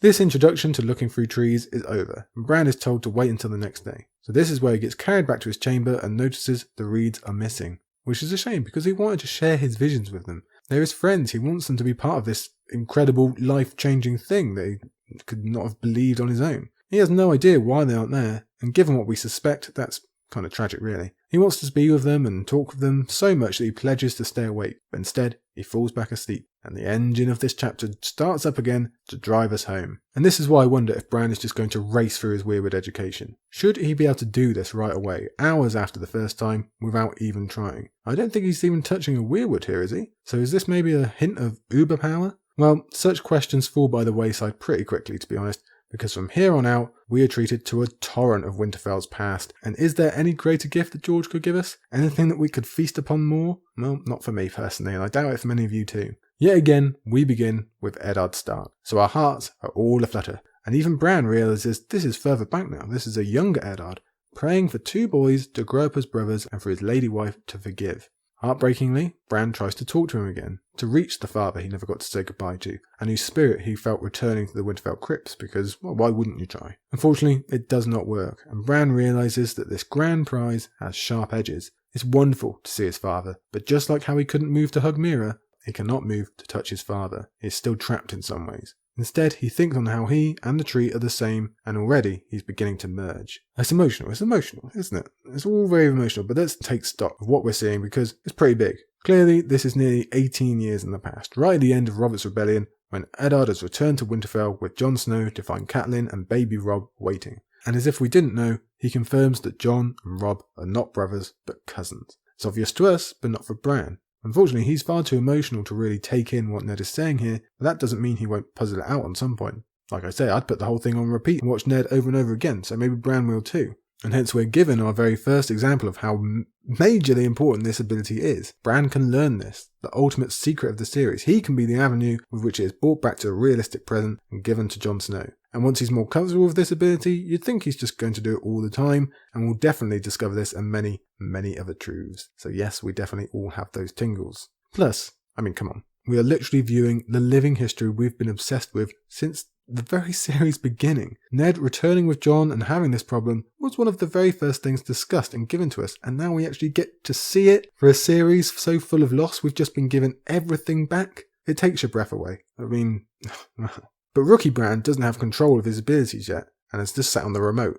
So further back we go, further in time to get more visions. Let's have a look at each one, shall we? First, or second really, we see 2 children fighting with swords, and Bran initially thinks it's Iron himself. And his excitement is just wonderful, really. Even when he realises it can't be them, when the girl wins the duel, he's still pretty cool. He never quite puzzles it out, but we figure it to be Lyanna and Benjen. So again, we're just hit with a massive wallop. We are seeing Lyanna Stark, moving, talking, living, being incredibly similar to Arya, just like Ned once told us. This constant angel that's been hovering above our series for 5 books now is there in front of us. We get to see her. It's incredible. And it's also just a bit heartwarming to see these 2 enjoying their childhoods. And seeing young Benjen is no small thing either. We've been missing him for ages as well. And just like that, the visions now come faster and faster. Bran sees a pregnant woman emerge from the pool and pray for a vengeful son. And this one was the hardest of me to understand, and I'm still pretty unclear. But without diving into an incredibly complicated line of Stark succession a little while back in the past, the general idea is that this is either Sansa or Serena Stark. And given the naming link, we might lean towards Sansa, but either way, the girl was the granddaughter of Cregan Stark and was passed over as heir to Winterfell for her uncle, whom she was forced to marry. So you can see where that kind of fits in, but we're not really too sure on what this is or why we're seeing it. But anyway, doesn't matter because we're already moving on. Next, we see a slender girl tiptoeing up to kiss a knight as tall as Hodor. And I think we all agree, or we all hope, this is a young old Nan, if you get me, and she's kissing none other than Sir Duncan the Tall. And we're supposed to be being given a preview scene from one of the future D&E novellas. So I mean, if you don't know why that's exciting, I can't help you, that is cool. We're on to the next one now though. a dark-haired youth is making weirwood arrows. Weirwood arrows, very, very cool. And we're fairly confirmed this is Torrhen Stark's brother, Brandon Snow, and we've just skipped back 300 years. These arrows were supposedly being made to try and take down the dragons should Torrhen and Aegon I come to war. And they never did, but it's an interesting idea that this could be a dragon's weakness. Maybe that's why Bran is seeing it. But already, we're moving on again, and the gaps are getting bigger now, so far back that we're seeing entire life cycles of normal trees until we're suddenly witnessing the old kings of winter, and the sheer history and scale of this family is now alive more than ever before. And then we're on our final vision, back in an age of bronze, where a sacrifice is in place before the heart tree, and a white-haired woman, just like the white-haired child of the forest from earlier, slashes at a captive's throat. I think I'll read it to you, because it is a pretty damn cool ending. And through the mist of centuries, the broken boy could only watch as the man's feet drummed against the earth. As his life flowed out of him in a red tide, Brandon Stark could taste the blood. Yeah, that is a hard-hitting end. So this seems like the biggest confirmation that Jojen's blood has given Bran this gift. There's the similarity between Snowy Locks and this old woman from the vision. There's the presence of blood, obviously, the taste of it. And Bloodraven said that Bran would unconsciously see what he wanted or what he was thinking of or what was links to him. Hence, he saw Ned. He saw his aunt and uncle. He saw the union that might have eventually led to Hodor. The pregnant lady is hard to place in that, that's true, as is Brandon Snow, but maybe somewhere in the back of his mind he's worried about this blood and what it is, and thus was shown this final scene. And what is this final scene? Well, maybe it's just a routine sacrifice, it doesn't really mean much. Or maybe it's the first ever blood sacrifice the weirwood saw, before Winterfell even became Winterfell. It could even be the creation of a Night King figure in the beginning of the others. We don't really know. And it's hard to tell, but to be honest, we're probably pretty overstimulated by this point. It is a lot to take in. It's a hell of a chapter. And I'm not even going to attempt to round that up for you. Again, if you can't see why this is... I don't have enough words. I need a thesaurus. If you can't see why this is incredibly important and just major and all these other descriptors I could give it, well, I mean, have you read the same books as me? Because this is it. This is so important and worth so much to the soul of Bran and to us. We're being given everything we want. This is tying the whole series together on a neat bow. Everything from right in the beginning that got us invested is being shoved right back in our faces, and we love it. And this is his first day. This is Bran's first day. And maybe, for all I know, that's the reason why we don't get any more Bran chapters, because theoretically he'd get better, and George just didn't want to give that much away because he's going to see so much, he's going to learn so much, and George thought, I can't give it all away, I need to keep some for Winds and for Dream. Man, is there anything you want to see more in that book when it comes out? All these Bran visions, all these discoveries for the lives of Ned and Catelyn, and just generations upon generations of Starks, and all these stories that can link to us, all these stories we've never even heard of and that are separate and in their own bubble. It's mind-blowing. It's absolutely mind-blowing. And that's probably why we talked about it for so long, isn't it? Yeah, we did talk about that one for a long time. So I guess it remains for me to say goodbye, Bran, and thanks for your best ever chapter. Again, I'll say Dance Bran is the best Bran, even though it's only 3 chapters. And I know many of you love Game Bran, Glass Bran, and cool, there's lots of stuff in there. I say Storm Bran and Dance Bran are the best. I do have a very good soft spot for Storm Bran as well, to be fair. But this link to just the overall story, the sheer importance of it, what is going on, I mean, you gave it all to us in this one, Bran. It's a shame we say goodbye to you so early. We've got another big gap now without you, but luckily you are going to kind of appear in some ways in the future, so it's not complete goodbye, but just enough. Let's leave it there, shall we? I know, we could go all day. Let's continue with our Northern adventure. Let's go to our second chapter of the day. And that is, of course, Jon 7. So we're following up a chapter not only already set up above the wall, but also mired in the history of that place, but so largely geared towards the end that we all assume is coming. And it makes for some superb chapter sequencing as the next one joins in. Because Jon, for the first real time since Stannis attacked the wildlings, goes back out above the wall today and into the snowy world, so at least he's in the same kingdom as Bran. We've just had a chapter with our greatest exploration of weirwoods and their true power yet, and again, their history and place in the world, so what better choice is it than to follow up by immediately visiting a whole bunch more of them, so we can see both sides of these mighty figures within the universe. As for what this chapter personally means to Jon, well, it's a big old nostalgia trip. First off, it's another key leadership moment, both in terms of physically leading men and also the choices made within. And we also get another update on the Northern War, how that's progressing. We get to see the other side. We seem to just be switching from Bolton's side to Stannis' side, from Bolton's side to Stannis' side over and over again. And that's going to keep going pretty much as we progress through the book, so we'd best get used to it. Laced within that, of course, is the temptations of being involved in such a war, the cost of decisions he's already made. We get the fallout from what happened in his last chapter. We discover what's actually happened there. And to be honest, this is a bit of a mix of a chapter of some really good Jon stuff, of kind of some wins, and yet still the feeling of great loss. So let's see how that mixes together. After the previous chapter, stuck deep down beneath the earth, Jon 7 starts with a definite reminder we are above ground, we're exposed to the elements, and we even get a note of brightness for once. It seems that Castle Black was recently hit with a week-long snowstorm, one without break or relief, and we can assume that this same storm is the one that now moves south to plunge itself upon Stannis Baratheon and that area of the north where it will go much stronger in terms of brutality and stamina. But Stannis' loss is Jon's gain. There's actual sunlight here, blue sky, what a rarity. Yeah, I know how it feels. The worst of winter is hot on our tail, so we'd best enjoy such weather while we can, and Jon agrees as he stands atop the wall, staring north, of course. He thinks there's not a sign of life, which is funny when we think of the lack of life and promotion of long death that we just witnessed out there somewhere on Jon's horizon. But then we also find that we don't have to wait long at all for some tension in this chapter. There is going to be another party going above the wall, despite what we found on top of 3 poles in Melisandre's chapter last week. Instead, this time there'll be a bunch of recruits and 10 more rangers, each of them armed with dragonglass. So we're already wondering if that means they're going to come into contact with the Whites, or maybe even the others. Are we going to see a proper fight on our hands in this chapter? And it also just brings a general sense of dread, because every time they go above the wall, something pretty bad happens. So this is exciting all on its own, but then we get the cherry on top. Jon is going with them. Yes, we and he are headed back out there into the wild, where Jon's life was changed, where his view was warped and freedom was tasted, and how he became who he is, basically. That was where he became split down the middle, and where he fell in love, don't forget. So he's headed back out, truly, into somewhere both dangerous yet intriguing, and he's absolutely, definitely going himself. Damn his bloody position for once, he's not hearing it. I'm going out there. I'm not going to ask people to go out there, risk their lives, possibly even die, without doing the same thing myself, so mark that down for your first leadership quote.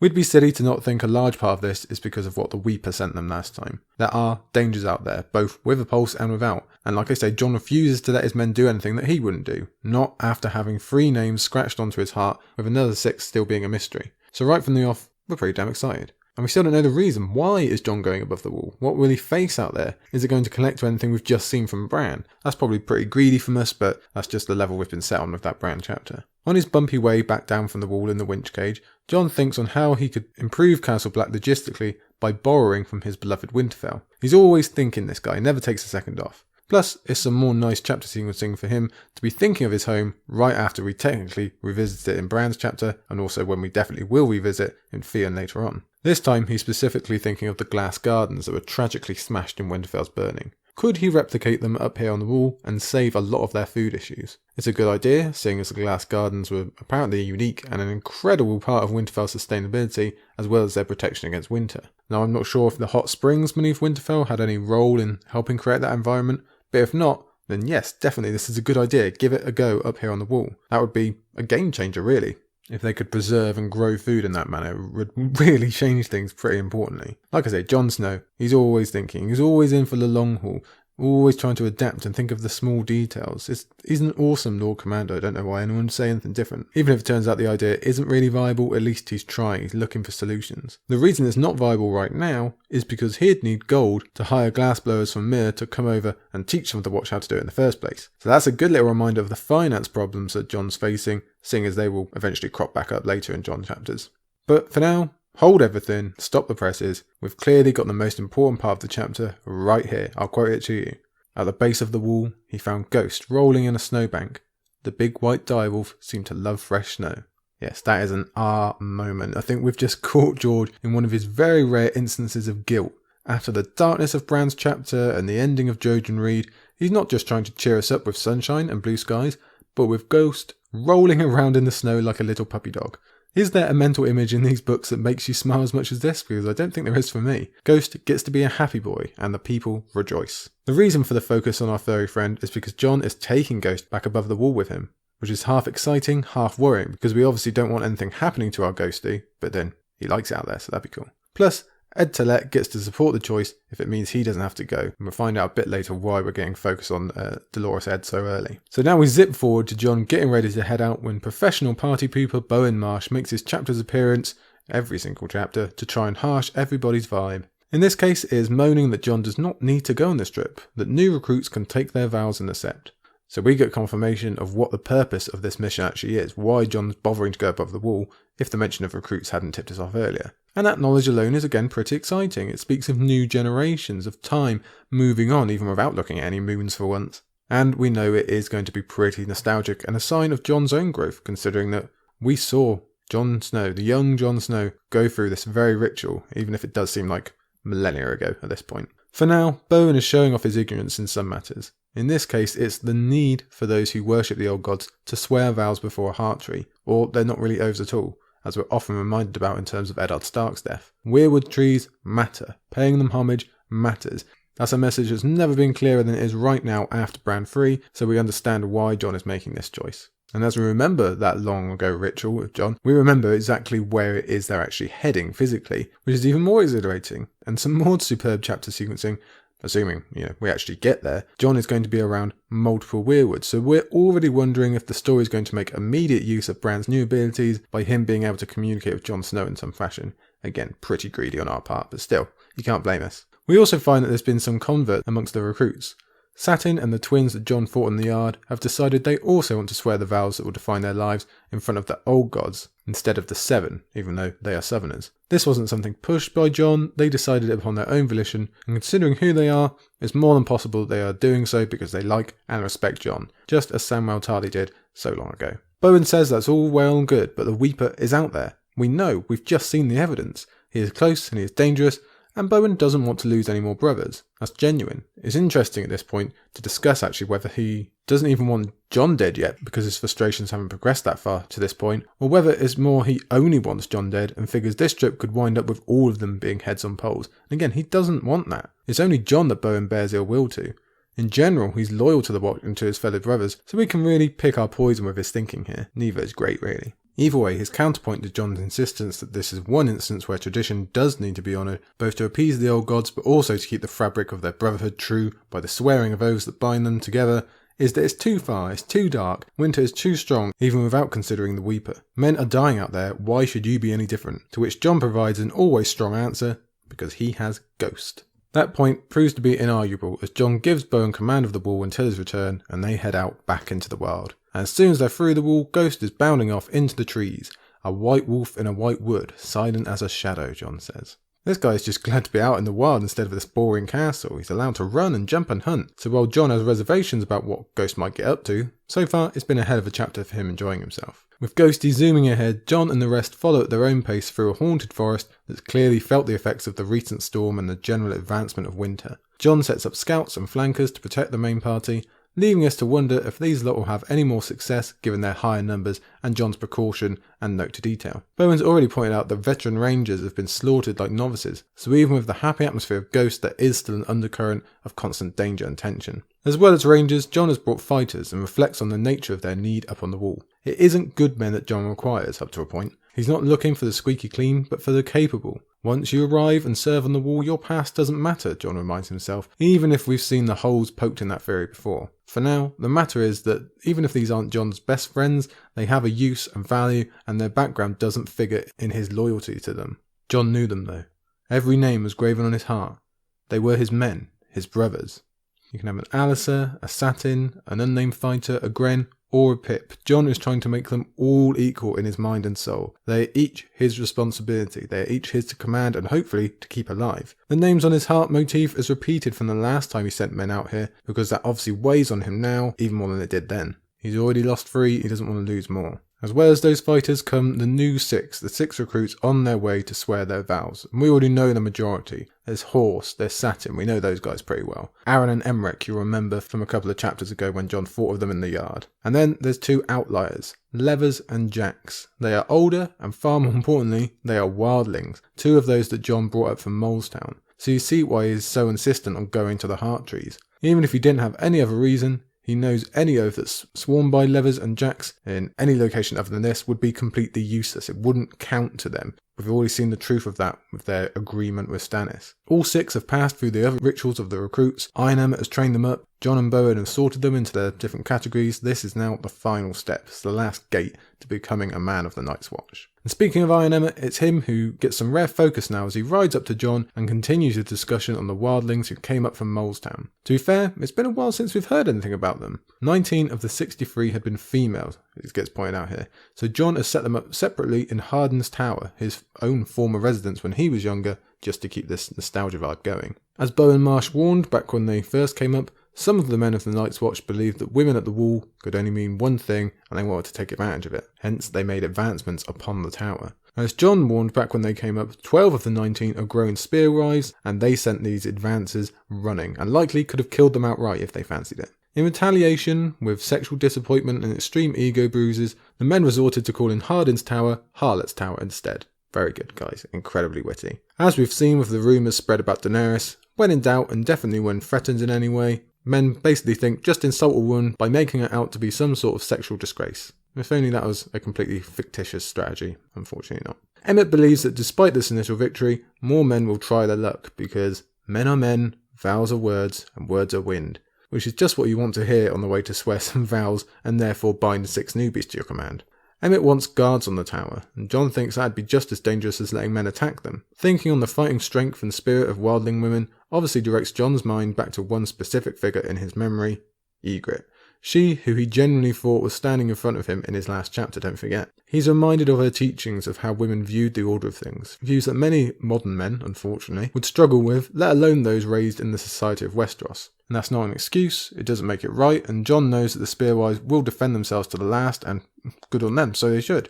But he also knows that when it eventually comes to blood, which it surely would be destined to, it would be a massive wound to Castle Black when he already has enough to deal with. He can't control that as well, it will tear the place apart. Therefore, he gives us what his solution is. He intends to move the women, as well as the rest of the wildlings eventually, to different castles along the wall. They are going to be part of his big regarrisoning project. It's a shame he can't just move the men that are trying to get into the tower instead. That would be a lot fairer, but here we are. So 3 more castles opening up, and let's discuss which ones he's choosing. First up is Deep Lake, which is possibly the most picturesque castle on the entire wall.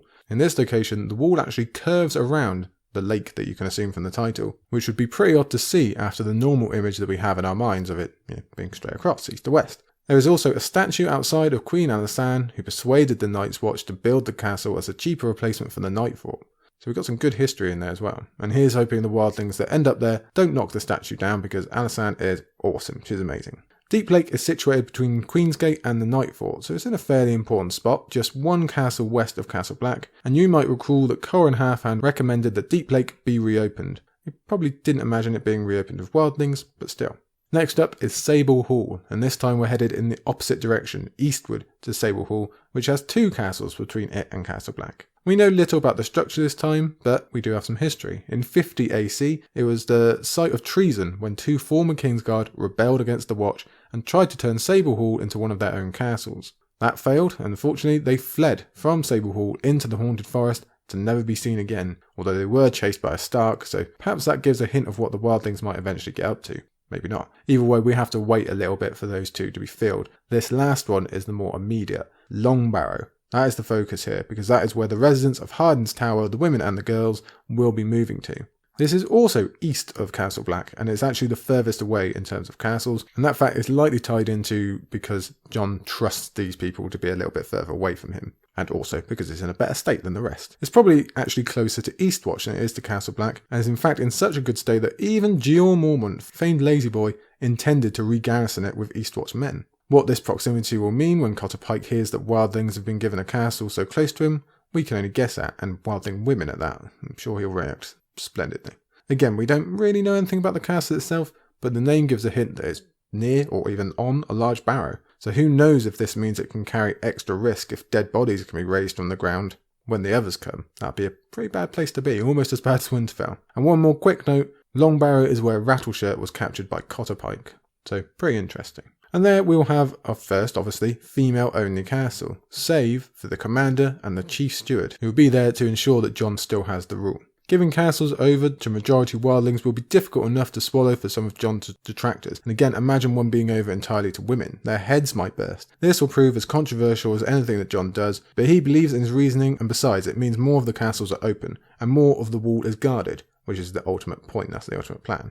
All that remains is deciding on the two men who will accompany these women to their new home, as Emmett is keen to know, and Jon reveals that he is sending away no less than Iron Emmett himself and Dolorous Ed Tollett. Let's all have a collective sigh together, shall we? Jon is at it again, killing the boy way more than he needs to be killed. He is sending away not just two people who are actually fond of him for once, which is getting rarer and rarer, not just two really capable people in key positions in Castle Black, with Emmett especially being of incredible value considering his position, but also a major fan favourite in Ed Tollett. It's true, Ed isn't quite on the same level of friendship with Jon that Pip or Gren were, obviously Sam, but he's also not all that far off, and we as readers clearly love him. He is our biggest comic relief in the entire series. We need him in a book as dark as this, and you're now going to send him away. That's pretty devastating.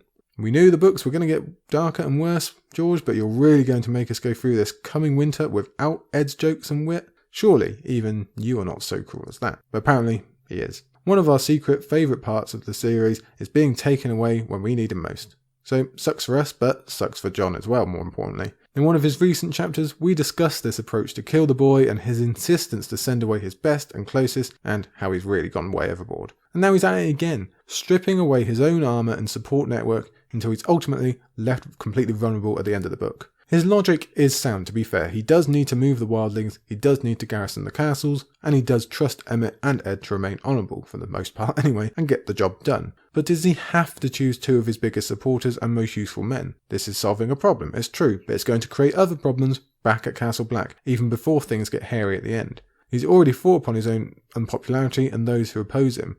Well, this move will only empower them, and it opens up Jon to future criticism. So overall, it's just annoying for us in general to see him keep up with this strategy. Even first readers think that, I think, but imagine for rereaders knowing how it's going to end up. Emmett actually provides little reaction to the news that he's being moved on from his position as Master at Arms, which is another loss for Jon, as the guy seems to be great at his job, and as a pro-Jon man, it really helps expose newbies to that way of thinking. Recruits spend more time with the Master at Arms than anyone else, so their influence of who to support is really critical at a time such as this in Castle Black. Instead of reacting though, he warns Jon that something needs to be done about the Fens, and Jon replies he doesn't need telling twice, as he reminds us how different they are from most wildlings, and they aren't going to conform to the plans he has for the rest of them. He thinks they're going to be an issue going forward at some point, hence the resolution will get to that particular problem later on, at least hopeful resolution. But the present is issue enough with the other wildlings brought up from Molestown. Some men just can't forget, regardless of which side you're on. One such is Halleck, Harmer Dogshead brother. He has proved to be a particular problem, as we figured he would be when we were at Molestown. It's the same theme as Harden's Tower. Eventually, real blood is going to be spilled, and when it is, chaos will ensue. We can assume that we'll see the truth of that right at the start of Winds of Winter, except it'll be way more complicated than just wildlings versus crows. Unfortunately, some solutions will have to wait. The other two castles he's put aside for wildling habitation are still not ready. But Longbarrow is, so off Ed and Emmett will go with the Spearwives, and that's that. So we're actually getting another goodbye really today in at least Iron Emmett. We will actually get to see Ed Tollett once more later on when he comes back for more Spearwives, so we've got that to look forward to.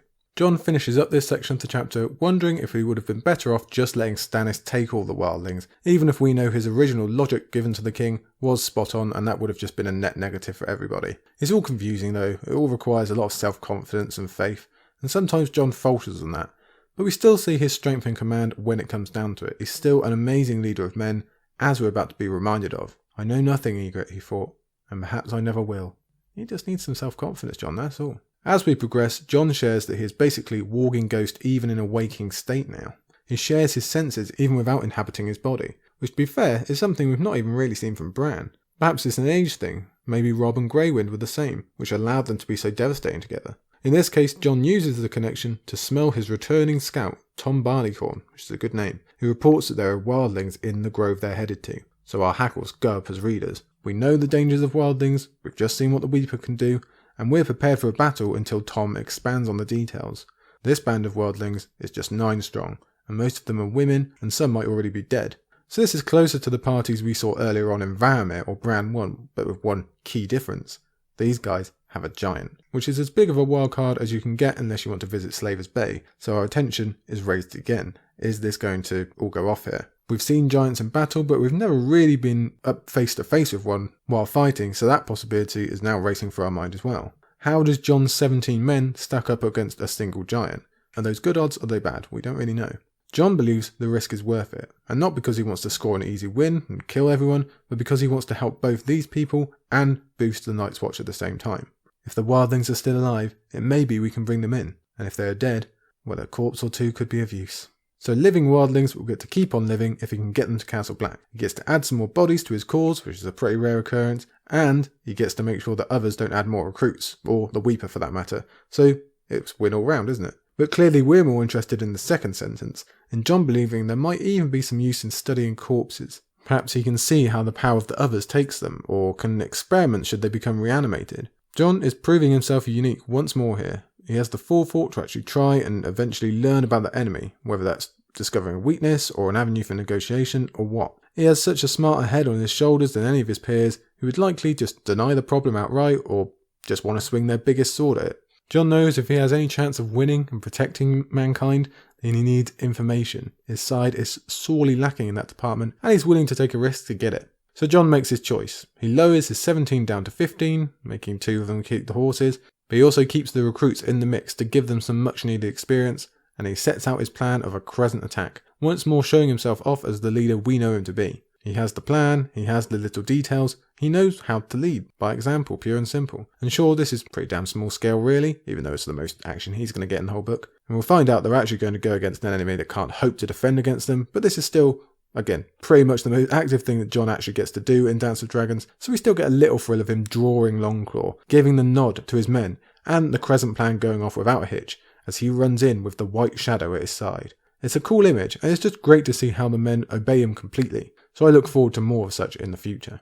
So in they charge, and the first thing that Jon notices is the 9 mighty weirwoods, all with different faces. And we're obviously paying way more attention to those now than we did already, and thinking of all the possibilities that Bran could go back and see by visiting this spot, which you assume would be given to him in Ultra HD if he has 9 trees to help him. I wonder if the number of trees does increase the power. But just think, he could go back and watch Jon and Sam swear their vows. How interesting is that? Or his uncle Benjen. He could go and watch George Mormon do it. Or any number of his Stark ancestors. Just that on its own is a pretty amazing possibility, and it starts to sink in that we're going to be doing this basically every time we come across a weirwood now. What could Bran see? In fact, I suspect a good many first-time readers are already wondering if Bran's whispers are going to start appearing at any second. But Jon has to move his attention across the contrast from mighty weirwoods to poor, pathetic wildlings, so weak and malnourished and freezing that only a child even recognises the coming of these crows who now utterly surround them. Unfortunately, that advantage lessens somewhat when the giant not only wakes, but roars in rage at the sight of swords and leaps up with a maul in hand. So suddenly this seems way more dramatic than we'd anticipated, especially when Ghosty starts baring his teeth. He's gone from snowdrifts to fighting a giant. That's a hell of an arc for one day in Ghost's life, and our tension levels rise at the possibility. But then Jon takes charge once again. 99% of the leaders who could theoretically be in Jon's position would choose violence. They would want this giant dead, and probably the wildlings too, either as targets or collateral damage. But Jon wants peace. Maybe they could take the giant, but only at the cost of human life on both sides, neither of which is acceptable to Jon. Unfortunately, his efforts at calming the situation only enrage the giant and his gigantic maul all the more. Having such a creature on their side encourages the other wildlings to pick up their weapons as well, and it looks like Jon has no choice but to start employing Longclaw when something unexpected happens. Levers, one of the wildling recruits, starts talking to the giant in the old tongue, and after a few tense seconds, the giant lowers his weapon and the day appears to be saved. Not via violence or intimidation, but because Jon made the effort to integrate his institution with their mortal enemies, because he respects culture and intelligence and seeing the world through a different lens. Without Levers here, this day ends in death. With him, it doesn't. That's the simple equation, and that's because of the policies that Jon's tried to instate. Why is Levers here in the first place? It's Jon Snow's leadership on multiple levels. In the end, it turns out the giant gave up the fight because the two groups shared a respect for the trees and the old gods. So there's always a connection to be made if you want to look for it. Now that the danger has passed, we can do an appraisal of these found 9, and already we're down to 7, and maybe 6 soon. So Jon has his 2 corpses for future use, as we discussed a moment ago, and that's just another dangling thread at the end of Dance that we've really got no clue about. Whether they'll rise again or cause havoc or the whatnot, we don't know. But the remaining 6 are of no threat anyway. They're old, they're young, they're wounded, and all of them are hungry and cold. The remnants of battle just swept them together by trying to escape death. These are all just cast-offs from the battle beneath the wall, and they all happen to choose this place as their final resting spot. Jon doesn't understand that. If it had really gotten to that level, why not make for the wall? What have you got to lose? Surely it's better than certain death, especially if you have a child with you. But it turns out that they didn't come because they heard rumours of Melisandre and burning people who had yielded, which sends dark anger coursing through Jon. What he has ceded to Stannis and his Red Queen has resulted in the Watch not getting bodies, the others maybe gaining them, and the deaths of poor people throughout the forest. That all can't be helped right now, but these people can. So Jon promises food, warmth, and safety above all. No one's going to burn. When questioned who he is to make such a promise, Jon responds, he is not only Lord Commander of the Night's Watch, but the son of Eddard Stark of Winterfell, and therefore honourable. It's Jon the leader all over again, Jon the ultimate in front of the old faces and the new. His confidence and authority seems to work as the wildlings give no more protests, and Jon gets on with their original purpose, the swearing of oaths. 6 recruits kneel in the snow before the mighty weirwoods, and now the nostalgia level is whacked up to 100 for us. These are just boys, mostly, as Jon tells from their voices. Boys reciting a long oath that Jon once made himself when he was a boy. As they do, Jon takes his own knee and makes his own private prayers. These are still his gods, his father's gods. This is still a spiritual place. If you're going to pray, then this is to be the time to do it. His first is for protection for the others, because this is Jon. Of course he's going to focus on other people first. He wants protection for these men with their names upon his heart, and for Arya, who probably takes up the whole ribcage. As the recruits promise not to win crowns or glory and to stick to the job for all their lives, Jon asks for the strength to do the same, and the wisdom to know how. Temptation is rife in his life. It's so easy to stray from the path and mix priorities or know what is right in this world of endless decisions, so he needs this extra help. The recruits promise to be the shield for all mankind, and that one hits Jon hard. That is what it all comes down to. Even Ghost feels the emotion of the moment and comes up to Jon so they can have a bit of a cuddle, and Jon even wake walks again to feel every tiny intricate detail of this moment. When he looked across the grove at the woman with her child, the 2 greybeards, the hornfoot man with his maimed feet, all he saw was men. Yes, we know the message here. The realms of men mean every realm of men, not just the ones you pick and choose. Jon is a shield to all humanity, likely the shield when it all comes down to it, and that includes wildlings. He's already saved so many, he's probably going to do that in the future as well, and now you can include these poor people. Again, the ultimate leader, the ultimate saviour. The recruits finish up and Jon is first back up on his feet to welcome his new brothers. It's a very, very keenly felt moment. Well done there, George. With that done and dusted, it's time we leave this particular realm and head back to Castle Black, even if the going is much slower thanks to the wildlings in their various states of weakness and injury. Or, also, it's because our new giant buddy likes to knock snow off of branches, so he's already a firm favourite, isn't he? It takes so long, what with the corpses on top of everything else, that it is nearly dawn by the time the stars lead them back to the wall. And the poor bloke on sentry duty is probably a bit confused for how many blasts to do when both rangers and wildlings show up together. That's not in the manual. How many am I supposed to do here? It is Dolores Ed who opens up the gate and calmly claims our giant friend might need butter to get through this tunnel. Yeah, we're going to appreciate that. We need to make as much of Ed as we can while we still have him, obviously. Butter is not required, but crawling is, as Jon reflects on how this giant is giant, even for his kind. And that makes him think of Mag the Mighty, which in turn makes him think of Donal Noy, which is always great because Donal Noy is awesome and we should mention him as often as possible. A good man, Jon thinks. The Watch has lost too many good men. Too true, Jon, that is correct. Not for the first time, we have to wonder what the situation would be if Geo Morn hadn't gone on that foolish, utterly foolish, great ranging of his. How many good men would still be here to fight the good fight? There would be problems, of course there would, but still, dare to dream. Major alas alarms. But Jon has reality to deal with, so he gets on with it by making Levers Castle Black's first official giant liaison officer. Levers accepts and then, in a tiny moment of a lot of significance, adds "Milord" onto the end of his agreement. And that's a big deal for a wildling. He's always been told that he is free and he's no kneeler and no one can boss him around and whatever else. But now he's accepted the truth of the situation. He's said the words, he has a lord now and he accepts it. It's pretty big time. After sending the living to be treated and the precious corpses to the ice cells, Jon finally gets back to his own chambers. And a lesser man might have been able to catch a few winks of sleep, but not someone so important as Jon. Instead, he has a letter waiting for him from none other than Stannis Baratheon.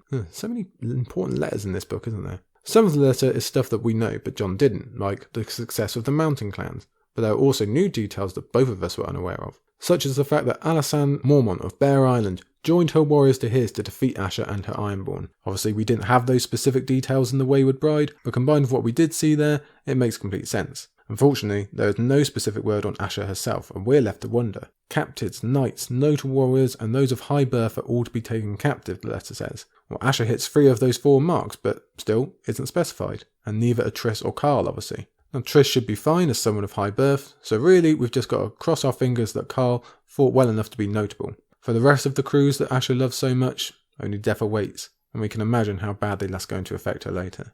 Jon is full of the knowledge that he's not supposed to be taking any part or interest in all of this, but the Stark in him is too strong. He can't resist his grim satisfaction, he calls it, over those who invaded his country and burned his home, murdered his brothers, and caused the downfall of his entire house finally getting their comeuppance. On top of that, it turns out the hope that Deepwood Motte would become a banner victory and a rallying cry for the North, even more than the battle beneath the wall was, worked. The locals have started joining in from all areas, from the Stony Shore to the Wolfswood. These people, who were pretty much abandoned to the evils of the Iron Men, now have their saviour and have joined the march. Way more importantly, Stannis has picked up survivors from the Battle of Winterfell. I know, weird. So that massive information drop that we got from Wex in White Harbour is now going to be shared with Stannis, on some level at least. And how mad is it to think that these poor bastards have just been kind of floating around in Northern Purgatory for all this time? That battle seems an age ago. Anyway, Stannis reckons he's got 5,000 plus with him, and he sounds pretty confident as he lays out what we learnt last week about the Boltons going to Winterfell. So again, there's this mastery from George showing us both sides of the war, step by step and side by side. It's really popping to me on this read through. I don't think it's ever been so evident. This time, the reaction is for Stannis to try and beat the Boltons to the gravitational well that is Winterfell, or at least arrive quickly enough that many of Winterfell's supreme defences can't be utilised properly. So the logic of the Boltons that we were privy to last week proves true. Stannis has been baited into going for it like they hoped. Crucially, Stannis also states that Arnulf Karstark will be joining him, so there's the second part of the Boltons' plan coming to fruition as well. Jon's got no idea about any of that, of course, but we do. So we have the fun of knowing more than the characters, which we always like, but also the annoyance that it's bad news, so the tension gets raised again. Besides, Jon probably half skips over that part, because Stannis also promises to save Arya if he can, although at the same time promising to also use her in finding a better match, so that's a bit all up in the air, isn't it? Finally, because it's Stannis, it finishes with an order to hold the wall. Well, yeah, duh, Stannis, that's what we're going to do anyway. And actually there's one final note of this letter, and it's Stannis still signing, done in the Lord of the Light, even without Melisandre being present, so that's probably quite telling that he's keeping up all that kind of stuff even out on the march. All of this leaves Jon to just sit back and basically have a little roundup because, well, what else is there to do? He can't go and join in or affect anything, all he has is his thoughts. The first of which focus on Winterfell, and the fact that it's going to be the site of a major battle. Nothing new there historically, but this is the first time there'll be no Starks involved. Well, I mean, Arya is supposed to be there theoretically, but you know. And that just feels wrong. Why are other people going out and fighting over something that's not theirs? Winterfell isn't a bauble or a prize, it's a home. It's Jon's home. It belongs to his siblings. These strangers have no right to claim it, not even Stannis, he thinks. But what can be done? The castle is a shell, he said. Not Winterfell, but the ghost of Winterfell. It is painful just to think about it, much less say the words aloud. And still. So Jon apparently has access to George's notes as he quotes the name of a later chapter. Pretty interesting. It hurts to think of his beloved home in such a state, so maybe he can reverse his thinking and see this as a positive. At least the place will be restored again to some degree, although hopefully by Stannis and not the dreaded Boltons. Unfortunately though, he believes Stannis will be the one to arrive second. He is not his brother Robert and will not rush, Jon believes. And in fairness, he knows the king pretty much as well as anyone else in this part of the world now, so we should listen to him. Stannis will be slow and deliberate. The Southerners in his army will be just slow. It might have even been wiser to just not try for the castle at all, but it's too late for such things, and even if it wasn't, Jon's not supposed to be taking part. This isn't supposed to be personal. Jon instantly negates that by thinking of his sister and this half promise to save her, and then subsequently use her in the same way that Roose is, just kinda. It's still pretty nice to hear overall though, but then that whole idea is flawed when he includes what he's been told by Melisandre. We see that Jon doesn't really have any trust in any of them. He's just working with the info he has and doing his best to cover all bases. He had to send Mance out there just on the off chance there was Arya, just on the off chance that Mance would stay true. There's no question about it, he has to take that chance. And then we get to groan at how close he comes to the truth, that Arya was never there and this is all a trick. Oh Jon, you are a smart cookie, you just don't know it. I find the quote on Eddard's relation with Roose interesting and connected to the last Theon chapter. Ned never had any reason to complain because Roose went full measures to make sure Ned ever heard anything to complain about. It doesn't mean that evil never existed, it just means he didn't hear about it. And somewhere deep down Ned did seem to know something was up, but he would never move against his own bannerment without concrete proof, unfortunately. The confusion continues as he thinks on what he's done in reaction to the Arya vision and Mance's revealed last week. So we finally found out that he did accept the premise and the offer. He loosed Mance and 6 dangerous spearwives out there on the north without any real idea of what they were going to do. And he also involved Ed Tillett in the operation, so I wonder if that plays into Jon sending him away so that Ed can tell no tales. It's a huge risk on his part, one he should have never actually taken because he's not supposed to have a sister anymore. Those 6 he took to the grove to swear their vows, they don't have sisters anymore, so why should he? He went back to that grove, he heard the words, so now guilt floods him about the decision he made. How can he possibly have ignored even the slightest chance to save his most favourite person in the world? He can't. There's no way. He's only human. And no matter how dangerous Mance or how confusing Melisandre or the lack of the trust he has in either of them, he still just has to take that chance. It might end up in saving Arya's life, so you'd do anything, wouldn't you? But that doesn't stop the self-doubt, the second-guessing, the idea that every choice then presents another wrong option on top of it.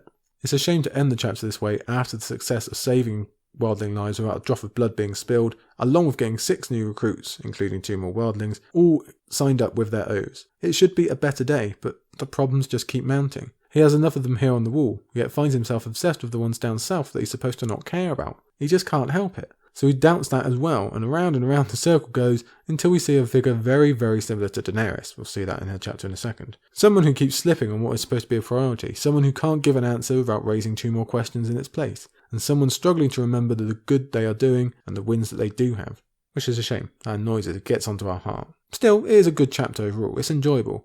We get Ghost, we meet 1-1, even if we don't learn his name yet, and it's obviously going to be really important later for Jon's eventual death. 1-1 is a big part of that. Still, there is a level of success throughout, and ultimate lessons are being learned or just retold about the realms of men, including everybody. That is Jon's big takeaway from this chapter, and it's completely true. We also get the other side to this Bolton War, that we're 100% in now after half a book of build-up. This is very much going to be the focus of the second half, this slow, snowy war for Winterfell, and that's one that Jon wants to be part of. Oh, so bad, but no. Duty, got to stay here, got to try and ignore it, even if we can see that's a slippery slope. He clings to that ledge right now, even if we rereaders know that this chapter is a major step towards him saying, fuck it, I'll do it myself, and going to get himself involved with what's going on down south. And, well, we also know the disastrous consequences of such. So bear that in mind, because that ending of that chapter and that kind of vibe of everything piling up and eventually saying, fuck it, I'll do what I want then, that most definitely carries over into our 3rd chapter of the day. Let's head there straight away now, shall we? Let's head to our 1 Essos strip of the episode, is Daenerys 6. We talk a lot in this book about the mirror between Jon and Dany. I think you've heard me say that like 10,000 times already just in the first half. But if you want 2 chapters that really show that, 2 chapters that are right next to each other, you might want to look at the 2 we have today. It's really never clearer, as we're going to see through this Daenerys chapter, of the similarities she has to Jon moments in the past, Jon moments we've just had, and how the 2 of them are on just basically the same path. And also we get to see the differences in how they deal with them, as well as the similarities as well. This chapter, as always, is bad news for Daenerys. Of course it is. What, is there any other kind, really? It's everything she worried about getting so much worse. It's bad news coming from left, right and centre. And those cracks that we saw last week of her just really starting to break under the strain, well, the bigger hammer blows come today. Much, much bigger. We get to see Daenerys genuinely really hurt. Just have really hurt feelings. It's very, very emotional, unfortunately. Add that on top of horrors about Astapor getting even worse. I know, how is that possible? And of course the ever-present logistics of war, plus what she's got to do to now save the inside, given the promises she made last time. It's a bad chapter. Jon, he had some success in his chapter. Dany, not so much. It's going to be a bit more difficult for her. Let's have a look. So we move from Doubting Thomas to Doubting Thomas, as Daenerys immediately sets up another link between her and Jon, as if we don't know enough. He went out into the wild and found dying people that he could protect and make part of his people. Dany is about to do something very, very similar right from the off, and fair warning, this is most definitely not the best time in the world to be reading this chapter, at least the beginning of this chapter, and yet here we are. I'll read you the first line. The stench of the camp was so appalling, it was all that Dany could do not to gag. So we feel that straight away. It hits our memory centres, doesn't it? Brings us right into the situation, and with the information given in Dany 5, we immediately know what's going on as well. Daenerys was not satisfied with setting up a camp for the Astapori, or sending them food, or trying to divide the healthy and the sick. She has insisted instead on coming personally, as a leader. Now, is that just the need to do something? Is it a result of the guilt that the Weaver woman laid on her last time out about not coming to Astapor when they had been promised she would, and therefore maybe she wants to get them on side again as well? Or is it just the saviour in her? She sees people in distress, in need, she wants to go and help them. Well, probably it's a combination of all those factors, because this is Daenerys. While we admire the sentiment, we're also worried about the dangers. Dany has already suffered a bunch of assassination attempts, even when there wasn't an international team up dedicated to defeating her. There would be no shortage of those out there wanting her dead, or perhaps even some desperate Astapori fool that's seen so many horrors will try to strike at her. Or, much worse, it might be the enemy that you cannot see, the one that drifts through the air, the germs. This is certainly what Sir Barry reckons, and he wants her to get away from this place. Dany says, piss posh, doesn't matter, I know there's disease here, it's rampant, but I'm a Targaryen, and Targaryens don't get ill. And this is one of those funny little mysteries, subtle mysteries of the series that we still don't really have an answer to, it's just kind of faded away.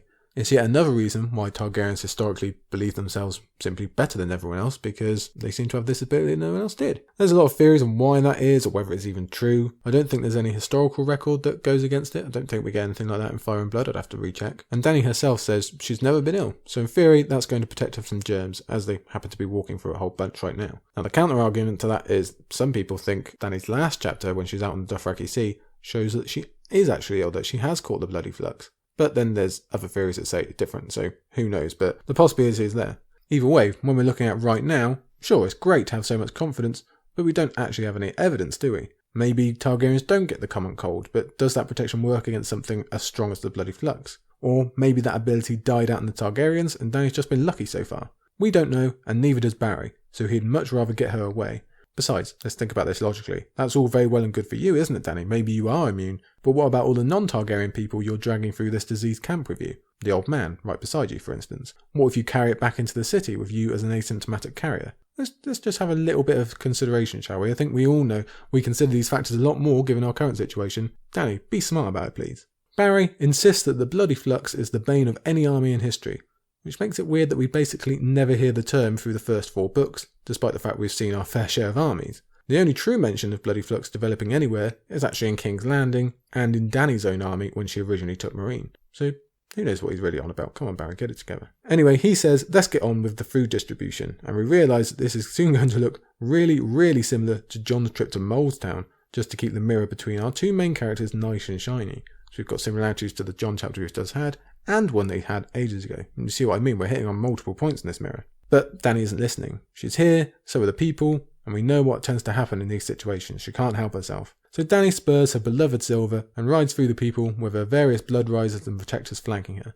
Behind them are soldiers to protect the food wagons, because we know how ugly this could get and how quickly as well. Remember the tales of what these people have been through. A couple of guards protecting food, that's going to seem like nothing to them. That is definitely a barrier they're more than willing to cross. Daenerys streaks through the shuffling horde that look like they're off the set of a zombie film, and just like before, the people start to call out Mother to Daenerys. They kneel and honour her. But this is less a celebration as it was back in Storm, outside Yunkai. Now they beg and cry for help as well. All these people just trying to keep their loved ones alive are finally seeing some ray of hope in Daenerys. Help, help, they say, help, they beg. And now we begin to see Daenerys might have made a mistake in coming here. I have no more help to give, Dany thought, despairing. Keep that tone with you, because that's going to be pretty much how Daenerys feels this entire chapter, despairing. All she's really done is make the hurt even harsher now that she's in among them. She's experienced their pain up close and hearing their begging for life, and it's hard. It's hard already. And Dany likely feels that she owes them something on some level, at least to come and share and see it. She thinks that's doing them to honour, but it might just be too difficult. It's going to cloud her judgment, isn't it? Of course it is. Seeing how these people are suffering, that's going to influence what she thinks is best. We learn that actually Daenerys has not reneged on the decisions made in her previous chapter. The thousands that survived Astapor and have stumbled all the way here have not been allowed inside the city so far, so she's remaining steadfast. Good job. They are being left out here, and unfortunately Daenerys is convinced they're all going to die. Her attempts so far have equalled nothing. She sent healers, and the disease ended up killing the healers. She tried separation, and ended up just giving these poor people heartbreak as much as death, and it didn't save anybody anyway. All she's really got left is feeding, and even that comes with trouble. The food is always too little, the people already too many. This group, with absolutely zero left to lose, have started to turn violent in their desperation or their bitterness, and now Dany's own people are beginning to pay the price, so we're hitting a new stage here. Hence her appearance today to try and calm things down. Perhaps even worse than this is the news that her healers have sickened, as did the drivers bringing the food to these people. The flux is spreading already, and it's likely being brought back into the city as we speak. Dany's attempt at kindness and care is going to result in pain and suffering and the downfall of her own city. So she's been stubborn in coming to appear before the people right now, but the damage might have already been done. She was not ruthless enough when it counted. which we've always prided her on before, not being too ruthless and caring about people, but this is going to have a knock-on effect. You've got to be ruthless. The realities that Dany sees as she rides through the camps are not too dissimilar to what we've already seen in Astapori itself. Every animal is being eaten to the bone. And next is humans. Cannibalism is rife yet again. And unfortunately, none of these lot are getting time-travelling powers from their meals, just Bran today. And that's just what she hears. Her eyes see much worse. Children wasting away on the sand. Sick men just lying there as the disease ravages them. There's a boy eating a rat and considering himself the winner of the day as he defends it with a pointy stick. Maybe you should ask Theon for recipes. She sees that and corpses everywhere, or people soon to be corpses, from the elderly down to the smallest child. It is as harrowing an experience as they come, really. It's horror brought to life. And that's just for those who have the unfortunate luck to witness it. What about the woman who thinks it's all her fault, her responsibility? Yeah, you can see what I mean. This might have been a mistake in coming here. It's just, this is an incredible weight on the soul that none of us can describe. When the dying begin to bless her as she rides past, the guilt really comes out strong then. They are in the worst situation in the world, and she is still their messiah somehow. She can't give them anything to even really help ease their passing, and they still thank her for it. All it really does is magnify her own impotence. She's powerless to do anything. The whole ordeal is indescribably difficult. She considers them her people, like Jon does for the wildlings, and not being able to help them rips at her very soul. Meanwhile, the Dothraki are showing that their superstitions are actually pretty smart every now and again, as they insist the dead should not be touched. But that's only half the problem though. The other is the piles of dead just left to rot in the street, and we can be pretty sure that is going to accelerate the spread of this terrible disease. So the issue becomes, if they can't touch them or get near to them, how are they going to distribute the food? For an instant, Daenerys is about to make a horrifically bad choice and order the Unsullied to do it. Luckily, Barristan jumps in straight away to dissuade her of that idea. Now that the dragons are gone, they are her most valuable resource, the Unsullied, and we just know it's Sod's law that suggests that these seemingly unbeatable warriors would find themselves extra susceptible to this pandemic probably, because that's how irony works. So what then? We can't make them do it themselves, they're too weak. How can we make them stronger? Well, I know, give them some food. Well, how do we get the food to them though? And again and around the issue goes. Dany knows the truth of this, but she can't quite face it. So in the end, she just sets down right where they are and decides that here is as good a spot as any. And here is where we get the real similarity to Jon when it comes to the food giving. Just swap the wildlings for Astapori, really. These lot are as annoyed and prone to violence as the others. On and on they come, pressing down ever more and never being quite pleased enough with the result.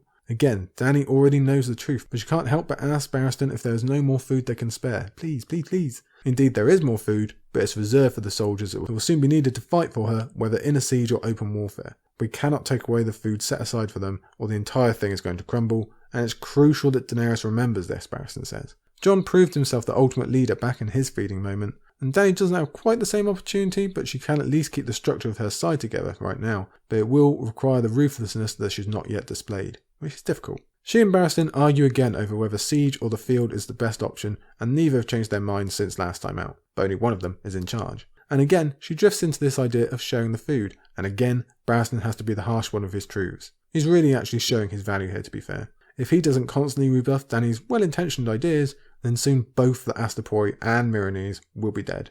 She can choose what is right and do them all, morally right anyway, or she can be harsh and save half of them. Barristan is prepared to do that for her.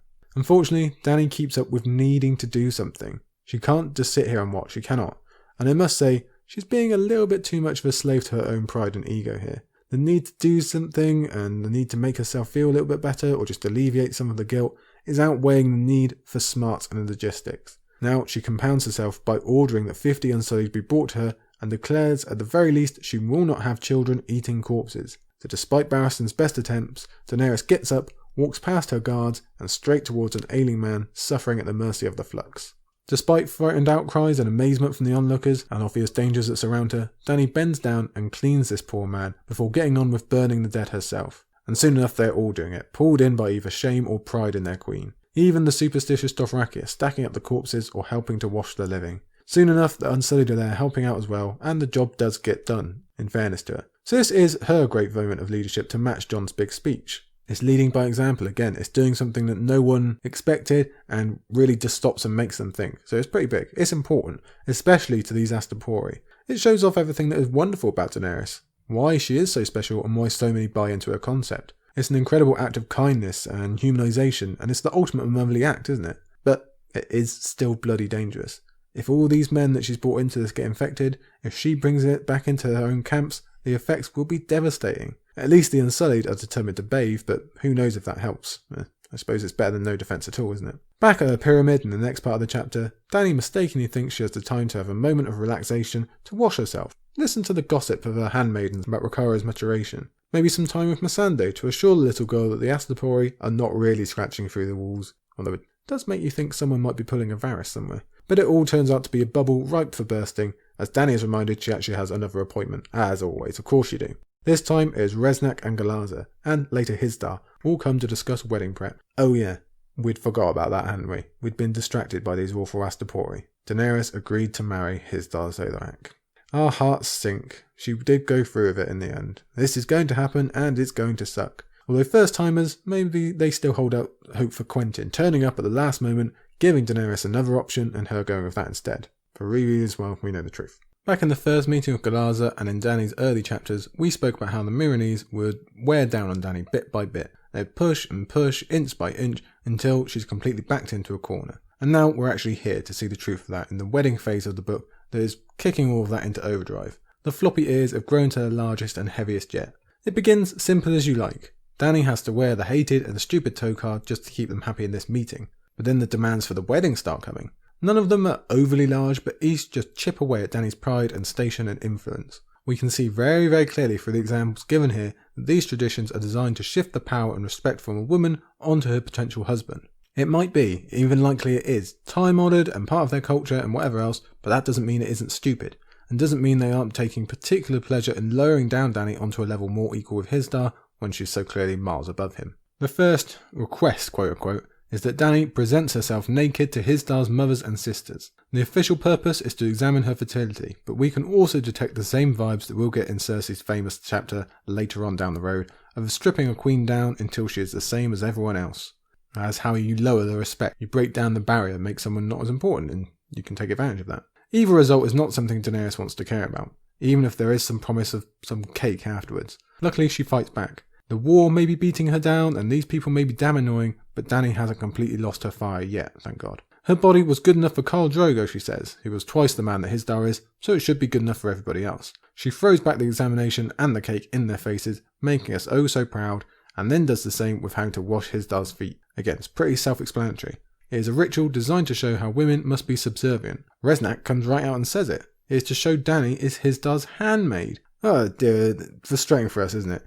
Why should Dany be his handmaid? He should be begging for her attention and honour, not putting her on her knees. It's problematic and insulting, as a tradition for any woman, but again just angers us at the pure cheek of such a suggestion. So well done Dany for seeing through the bullshit and rejecting such notions.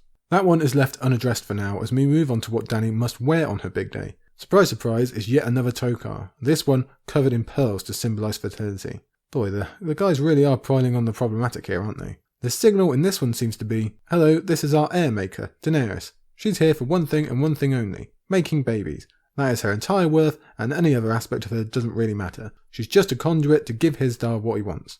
Because historically, that is almost always the case, and we've seen plenty of examples back in Westeros. Alanis Harlaw is always the one that sticks out to me the most. So again, just rubbish, and Dany throws that one back too, both because a focus on her fertility isn't great for a woman who believes herself to be barren, but also because it robs her of her worth and transfers the importance to Hizdar yet again. And this would all help with our theory of Hizdar wanting to displace Dany after he got his heir anyway. She's a stepping stone, and he wants to make sure the rest of the world see her as such beneath his feet as well.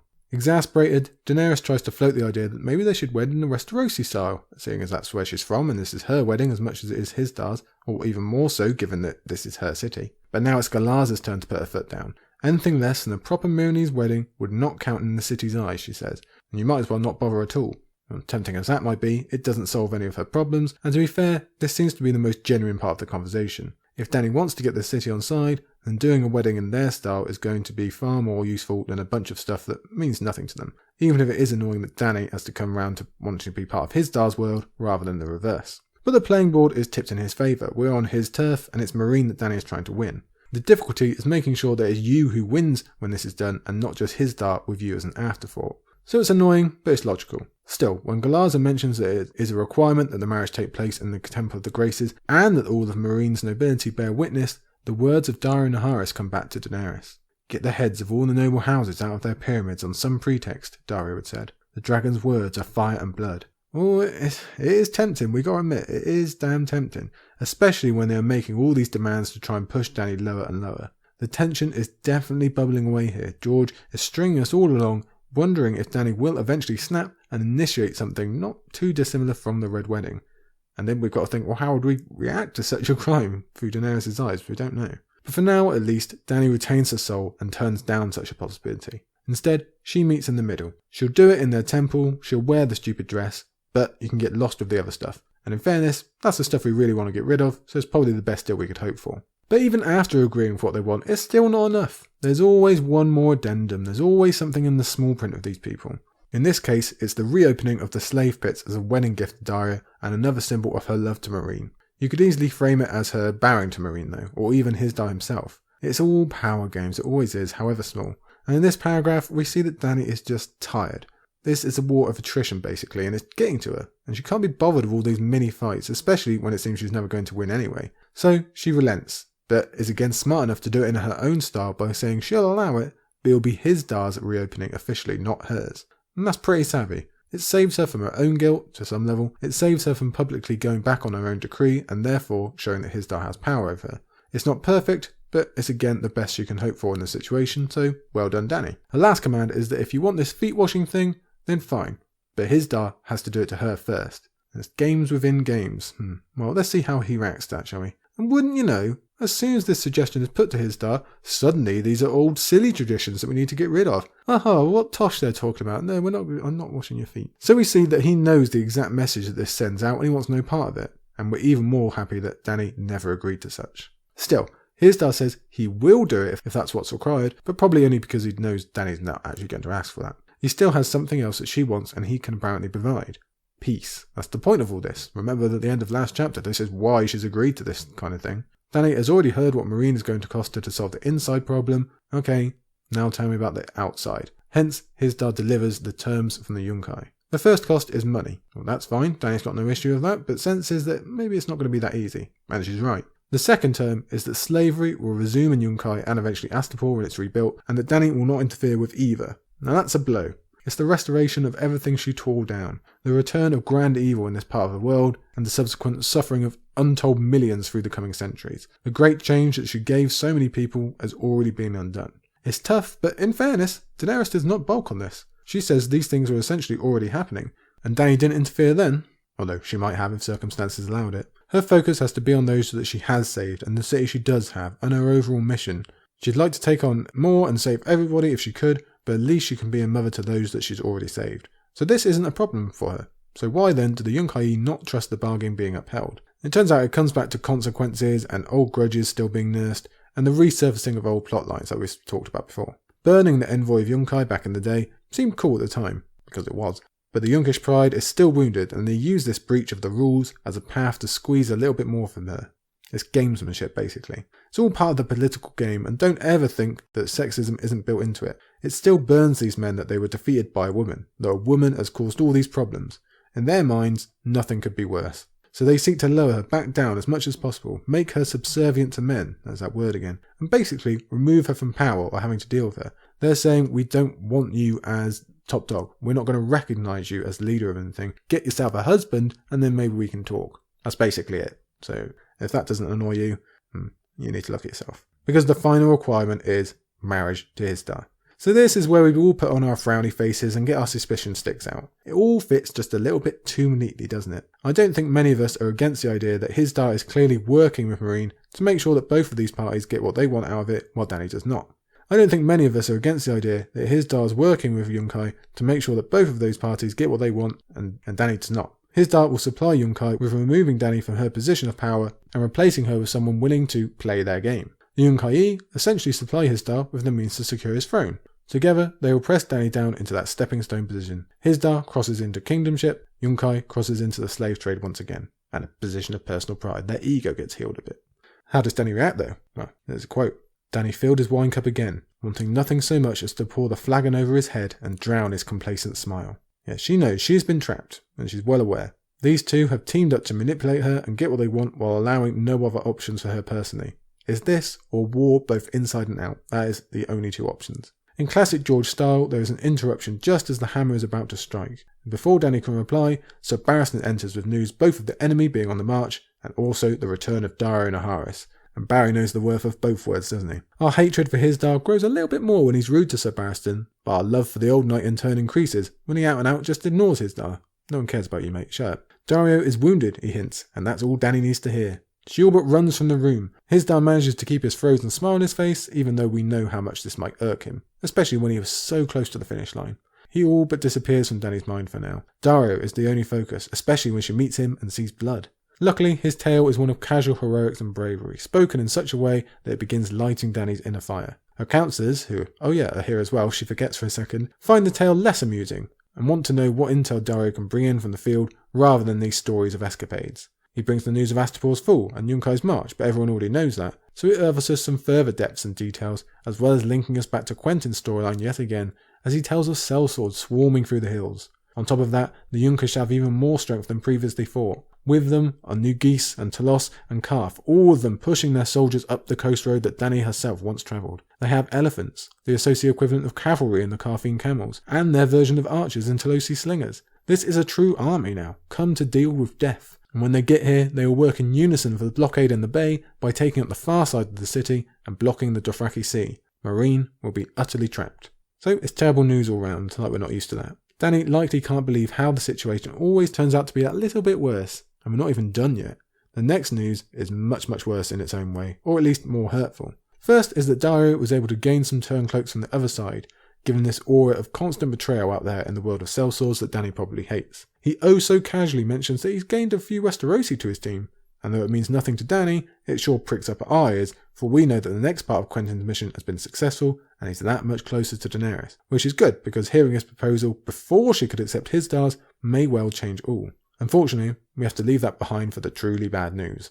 Sir Barristan frowned at Daario. Captain, you made mention of 4 free companies. We know of only 3. The Windblown, the Long Lances, and the Company of the Cat. So grandfather knows how to count. The second sons have gone over to the Yunkai. Daario turned his head and spat. That's for Brown Ben Plum. When next I see his ugly face, I will open him from throat to groin and rip out his black heart. The news creates noisy uproar in the council room, all except for Daenerys, who's a little bubble of shock in the middle. She doesn't know what to say. She can't quite believe it. And this reaction is so much more heart-rending than if she were to shout and curse like the rest of them. This generally hurts her. It comes from possibly the worst source. At least with Daario, it would have been suspected in some way, but this has completely blindsided her. Ben was someone she actually liked, someone she'd bother to make friends with even without this grand frame of war, which is pretty rare for her. And the dragons liked him. Shouldn't that be the ultimate failsafe? Perhaps that is just another dagger in her trust of them as well. All of this is bad news, all the time, but this is what truly pierces her armour. A friend has really betrayed her, a friend she needed, a friend she trusted, and this is without even thinking on the logistics of everything he asked for in her last chapter. Naturally, this makes her think back to the 3 treasons that she's been promised as she tries to figure out which one this is. And like me, you could think that too much stock is put in such prophecies, and maybe they don't mean anything, but the point is that Dany is going to think of them even more now as she thinks another box has been ticked, so she'll be even more suspicious and paranoid perhaps. Personally, I think these 3 treasons are guaranteed anyway for someone in her position. It's just going to happen, isn't it? And I wonder, what does she do after the confirmed 3rd? Does she just start trusting everyone because, hey, they only said 3, so it's all going to be fine? They annoy me a little bit. But for right here and now, again, our hearts hurt as Dany mentally cries out for a friend. That's all she wants. Some help from the prophecies or all the other problems. Some solution, please. Mentally, she re-enters the room, which is still mired in angry shouting. So much so that she can't even be heard, just to add another layer of difficulty to everything she's got going on. She hurts so much right now, she really doesn't need this. Eventually, it's Barry who hears her and asks for her command. And we get the famous, "If I look back, I am lost" line. Yeah, we know that one. The grand betrayal of Ben Plum has hardened her heart. She wants to do something, and she doesn't want it bloody challenged for once. It's time to draw some lines in the sand. They will prepare for siege, she ultimately decides. Gather the food, send our men to the walls. If no one takes the field, then no one can betray her, goes her logic. Close the gates, she commands. A second ago, the room was a storm, and now it's silent. The men looked at one another. Then Resnack said, "What of the Astapori?" She wanted to scream, to gnash her teeth and tear her clothes and beat upon the floor. Instead, she said, "Close the gates. Will you make me say it thrice?" This is true anguish and pain, and it really comes through, strong as a lighthouse. It's superb structuring from George. Show us the suffering of the Astapori straight up. Show how that tears at Dany's soul and how much she wants to help them, and show how much these people still depend on and also love her. Then bring in all these politics and problems that force Dany to completely turn her back on them. Leave them to their deaths and cloaks of flies and children having to eat children. She feels this. It's a hammer blow unlike any other we've seen so far. For all the mirroring, Jon really doesn't have anything to compare. Not at this point anyway. It's really just indescribable. I mean, how do you get around this? This is the thing she cares about the most, the thing that would make her feel the worst, and she's having to choose it because what's the other option? Lose everything. It's all that pain and the knowledge of what she's doing to these people, what they must feel when they see these gates close and the utter carnage that will follow, as well as the pain of Ben Plum and the essential ultimatum from Hisdar that finally pushes Dany over the edge. Fuck this shit, I'm tired of this, I need something good in my life. I need a distraction, just for right now. That's all I'm gonna lose it unless I get some distraction just for a little bit. Hence, she throws everyone out of the room, save for Daenerys and Naharis, and she doesn't waste any extra time in telling him to strip off. Then she's doing the same, and then Daenerys Targaryen is finally giving in to all her temptations because the world is horrible, and she needs to do something that she actually wants. She needs some buzz to offset the pain and hurt of betrayal, both Ben Plum's to her and hers to the Astapori. Just for a little while, let's forget the world and lose ourselves in passion. Dario, clearly, is more than happy to oblige, and Dany just lets herself go. It's pretty hard to blame her, whether we think it's a clever idea or not. It's a perfectly human need, and she's put up with more than many of us would be able to. So really, we've seen in this chapter the cracks widening quite a bit, and the pain floods in. This is her patch job. This is how she's going to try and stem that flow of pain. Note that when she tells Dario to promise her that he'll never betray her, he doesn't technically promise. So just keep that in the back of your mind. But aside from that, I mean, it's just an incredibly painful ending. We've got to think on what happens to these Astapori now, how Daenerys is going to feel in reaction to all that. It's going to affect Dany's future relationships. Like we said, she's going to be more paranoid. She's going to be less willing to take that chance. She wants to keep everyone safe. I think it's fair to say this probably has an effect on when she meets Quentyn as well. And let's also think, what about when we come back and wins? We assume Daenerys is going to come back from her adventures on the Dothraki Sea. She's going to come back to Meereen. And according to the preview chapters, she might find Ben Plum has rejoined her, switched back over again. So how is she going to react to that? Is she going to say, I need him, like I've got a big job now, whether that's saving Meereen or whether it's going to Westeros, I could really do with him? Or is she going to let the dragon out and be in like, no chance, you're getting punished and we're going to see roasted Ben Plum? Very, very possible. And in general, it's not a nice chapter. It's pretty painful for her. We understand absolutely why this ending comes about. Again, we can look back with hindsight and see, probably maybe not the healthiest decision, but absolutely understandable. You go for it, whatever you need to make yourself feel better because you've had a really rough day. And also we know this isn't the end. We still actually have the wedding to go. And at least she got some small mini victories in those negotiations, but still not great. Although I will say probably greater than what we have to do next, because we've reached the last chapter of the day. We're heading back to Westeros, back to the north of course. And this one we know is coming. It's got some good parts in a kind of meta way, but the content, well, let's not dance around it, shall we? Let's head into our final chapter of the day. We're going to Theon 4 / The Prince of Winterfell. We now move from wedding preparations to actual wedding. To look at this one, I think we'd all probably just take Hisdar, even if we do have to wash his feet. Well, still. What follows at this official halfway point in the book is unfortunately one of the very hardest chapters to read ever in the whole series.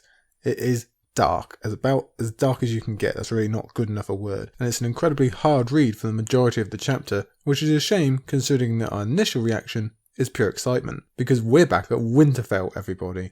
Our core rock of the series. A place we saw the love of the Starks, the place we first met the Lannisters, the place we were first really introduced to in this world. It was the first building, it was the first setting, really. It's been the goal for so many characters ever since in that long, long journey we've had right from the beginning of Game of Thrones. It is beautiful, it is powerful, it is everything about this series represented, wrapped up in one single place, one castle. We have loyalty, family, the responsibility of the nobles to the lower class, the motif of darkness wrapped up in noble duty, the plight of a teamwork effort against the brutality of nature, a reminder to place the truly important above the trivial, the ancient magic of nature, and the endpoint of where the series is pointing. Now I know I could go on about this for a long time. I go on about a lot of things, but Winterfell, that's a different category. And not to tip my own cap a little bit here, but I'd like to think I know a little something about it, because I did write a 50,000 word chapter about it in just 2 weeks' time a long while ago. So excuse me if I do deviate, I start talking a bit too much, I will resist. If you really want to know my thoughts on Winterfell, you know where to go, over to the Old Castles book by now. But let's focus right here, because we're finally back at Winterfell, even if it is in unfortunate circumstances.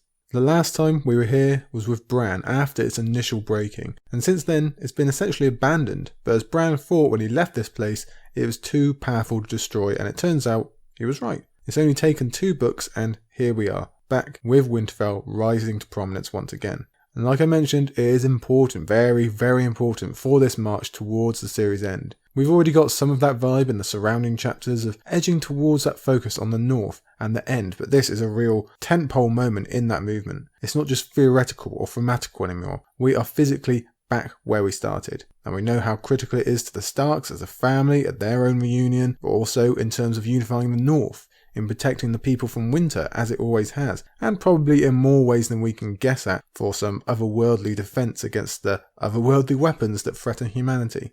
The clue is in the name after all, we know what this place is all about. Winterfell is going to be the focus of nearly the entire north for the remainder of this book. The whole world will probably swirl around it eventually, and that arc isn't going to finish in Dance, of course. The same is going to be true in Winds, when it is the centre for the largest battle of the series so far, we assume, and then pretty sure it's going to play a role in the future of whoever the victor eventually is of that battle. Whether it's Stannis trying to claim it and then being usurped by Rickon, or maybe Jon comes down and gets it somehow, maybe the Boltons even maintain, or Sansa comes up north, or Robb's will does, we don't know.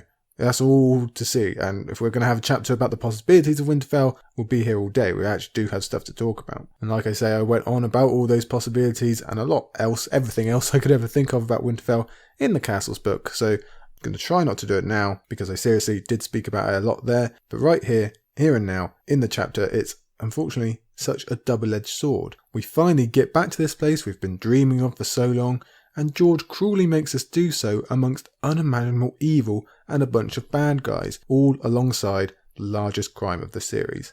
What the fuck, George? Why are you desecrating this place that means so much to us? I suppose, if anything, it really makes you pull for the good guys to get back here and kick all these bad ones out. There were awful crimes happening in the House of Stark, the house of pure old Ned. So we need some wolves to come back here and clean it all up soon as possible, please. This kind of thing is not what Winterfell is for. But if you're kind enough to have taken a peek at the Castles book that I know I've already mentioned 3 times, you would have seen that I like to look at Winterfell as a character in its own right with its own arc. It was the purest of pure at the beginning, set in its noble purpose, and then the temptations of the corrosive south with its politics and its games came calling. The family was split, evil ambition and selfishness physically attacked Winterfell not once but twice in Theon and Ramsay, and it was then removed from the story, left to bleed out and freeze for a little while. Now it's back, but under a cloak of darkness, so we have similar peaks and valleys to any character. The good place has been corrupted, we must cleanse it. We must bind its injuries and set it on the building path of redemption just like any other character. But I think I've gone on long enough that I can't actually avoid it anymore. We've been speaking of awful crimes. Well, brace yourselves all, for this is when we finally link back up with the most tragic arc of one Jane Poole. And you'll have to excuse me if I get emotional during this or any other future Jane related stuff, but if you've been listening to Scraps and Scrolls for a while now, you'll know that this might be the issue I feel most strongly about in all A Song of Ice and Fire, and that's not hyperbole there. I know, minor character, minor arc in some ways, but nothing pisses me off more than the story of Jane Poole. And my eyes are getting wet already, so I'm going to try and keep it together because we've got a long chapter to go through. But what happens to Jane, trying to read my notes already, what happens to Jane over the course of the series is the most tragic, heartbreaking, you might be able to tell, rage-inducing, again you might be able to tell, abhorrence that we ever hear of. I doubt you need reminding of all that, and I'm loath to remind you, but recall that this was an innocent girl who got caught up in a coup that had nothing to do with her. Nothing whatsoever. She wasn't even part of the family. Her own family was slain, and then she was thrown in with a political deal as a complete afterthought. A nothing. It was cash considerations if you're a fan of the NBA and how those trades work. From there, she went through just unimaginable abuse of mind, body and soul, all under the guise of training which honestly makes my tongue feel filthy just saying it, and was then chucked into another political deal just because she happened to be handy and vaguely fit the bill. So was willingly given over to a sadistic monster with zero care for her safety or well-being, in fact the complete opposite. The Jane Poole that we meet here today is someone who has already suffered 10 lifetimes worth of tragedy and pain before it all gets so much worse. So if you ever want to find a victim of the Game of Thrones, I direct you towards an innocent preteen girl, let's remember her age here, that has been turned into an orphan, a pawn, a captive, an unwilling bride, a sex slave, and has been robbed of anything even resembling the very basics of decent human life. You would have heard me, again if you've been listening to Scraps and Scrolls, quote Sir Terry Pratchett quite a lot, and he once told us that the only true crime is theft. Well, Jane Poole had her family, her freedom, her health, happiness, name, identity, and above all every construct of innocence you can imagine stolen from her. And who is the one who took it? Peter fucking Baelish. And it is for this reason I will forever remain atop the hill that claims that walking slime pool is the ultimate villain of this series. Not the ice monsters from Beyond the Horizon, not the half-wizard gone mad with his love of krakens, not even the queen obsessed with power and image. No, it is the normal guy that is the greatest of evil, and I fully believe that is intentional by George. It is the man in the street you must fear. The man who has nothing that any normal person wouldn't have, yet has decided to use his life in the worst possible way merely because he was shunned a bit as a teenager. There's no great calling for Peter Baelish, there's no destiny in his soul, he's just a dick. And while there are dozens of crimes to lay at his feet, dozens upon dozens, many of them bile-inducing themselves, this absolutely remains his worst. His collection of Jane as a tool, a vessel that could be stashed away for a rainy day, treated as inhumanely as you could treat a person, a child, I'll remind you, and then sold for advantage. Peter fucking Baelish did that. He put Jane through what she's been through. He's put her within reach of Ramsay, and he could not care whatsoever. You think he remembers Jane's name while he's creeping away on Sansa down there in the Vale? Do you think he cares whatsoever? Jane, it rhymes with Peter Baelish is a dick. That's the rhyme we need to remember. And I have no stronger hopes for this series that one day he is made to feel the full force of what he's done to her before he dies. If he goes, and Jane Poole's name is the last thing he says or hears, give me all of that, tap it to my veins. Okay, I'll try and calm down. I apologise if that was a bit loud in the old ear there. This is going to be rough. Now and throughout until the end of the book, really. There will be many parts we do not wish to read or discuss, and yet we must really, for Jane deserves our attention. And we might get upset, we might be angry. I've given you a hint of that already. And both are fully encouraged, if I'm honest with you, especially when later on she'll whisper the most chilling line of the series, and many of you will know the one of which I speak, but that's for later. It's tragedy. That's all it really is. Utter tragedy that we're now fully exposed to. Jane's dance arc is another one of abuse, intimidation, extreme sexual violence, degradation, dehumanization, and much more when you come right down to it. And though rereaders know that it opens up perhaps the one act that could redeem Theon given his past crimes, for he has a hand in how this has all come about as well, we all agree we'd much rather Theon just be left to suffer in guilt than Jane to be put through this to be some vehicle for his redemption. But I suppose that is alas alarms, isn't it? Alas, all of the alarms for this storyline. As it is, we're left with the reality, and this will be the most important thing that Theon ever does. The ultimate breaking of his ironclad mind prison to finally do something heroic, something that truly matters, and it's just a shame we have to wait such a long time to see it. Before that comes, like I say, a lot of the rough stuff, and George actually isn't pulling any punches. We'll be hit with very painful Jane stuff right on the first page, but before we get there, what else is happening in this chapter besides Winterfell and Jane? Because you'll notice, we've barely even spoken about our POV yet. Theon returning here is major for his continued development. Winterfell is of extreme importance to Theon not just once but twice. Not only is it where he spent the majority of his childhood and developed his original identity crisis as a ward, as well as his friendship with Robb and his general personality, it's also where it all went wrong. His greatest victory, quote unquote, and greatest loss all at once. This, essentially, is where he killed Robb. Again, when you get right down to it. This is where he ended House Stark because of his own ego and need to please Daddy, and where he eventually had to kill his own men in order to keep his secrets. It's where he raped Kyra. It's where he threatened to kill Beth Cassell. And on top of all that, he's the one who lost it to Ramsay when he turned out to be an utterly useless leader who'd taken a very wrong turn. We know from his previous chapters how difficult it is to remember all that. Let's recall his struggles at Moat Cailin. That was very difficult for him. Well, that's just a drop in the ocean now compared to Winterfell, isn't it? Now he has to walk through a castle that he ruined. He has to see the direct physical fallout of what he did while being unable to avoid dealing with all the emotional consequences that he forced. This was a happy home, and it's now a ruin being rebuilt by terrible people, and Theon was the key to the door. But this is why the title of this chapter has changed, because our POV is being thrown right back into the life of Theon despite Ramsay's best efforts to keep him as Reek. And because those guilts he wants to avoid are now unavoidable, like I say, he has to deal with them, he has to confront them, and eventually he has to let them change him. And that's all on the micro, individual level. Don't forget, this is yet another step forward in the war as well. Stannis' hopes of reaching Winterfell first, as just laid out to Jon earlier, are woefully misplaced, obviously. The Boltons are here with time to spare, and we'll get right to that rebuilding so that the defences can be utilised. That, plus the entire point of this chapter, which is the supposed unification of the North, is now complete, at least on the surface. So we have two major blows to Stannis' campaign to look through here. So, pretty important chapter, I think you'll agree. We've really bookended this episode. Let's get to it. We open with hitting our two key themes out of the gate. We are in a broken castle, and we have a bride. One dressed in pearls, just as Daenerys would be, just to give ourselves some early chapter sequencing here. So it's weddings again. It's been a while after we had a massive flurry of them earlier in the saga, where we peaked in Storm of Swords. We were given a little breather and feast with only Tommen and Marjorie's quiet affair, but now they are back, with this being the first of 3 in Dance, with Jane, Daenerys herself, and Alice Karstark being our brides. Right here and now, we had the prep for one in our previous chapter, and an actual one right here. And as it turns out, like I mentioned at the top, we aren't really fans of either. As for our setting, the immediate atmosphere is one of death. Winter has come to reclaim Winterfell while its guard is down. The fire has died. There's no warmth in this castle that was famed for such. It's lost its powers. The bride is shivering. She's not dressed for warmth either, resulting in this bloodless face, a corpse in snow. That's not the last corpse in snow reference to come in Winterfell, but for these purposes, it is setting a very definite vibe of what this chapter is supposed to show, as well as making us already worry about Jane's chances. Bloodless faces, cold corpses. This kind of imagery just becomes more and more rampant throughout the book, to be honest.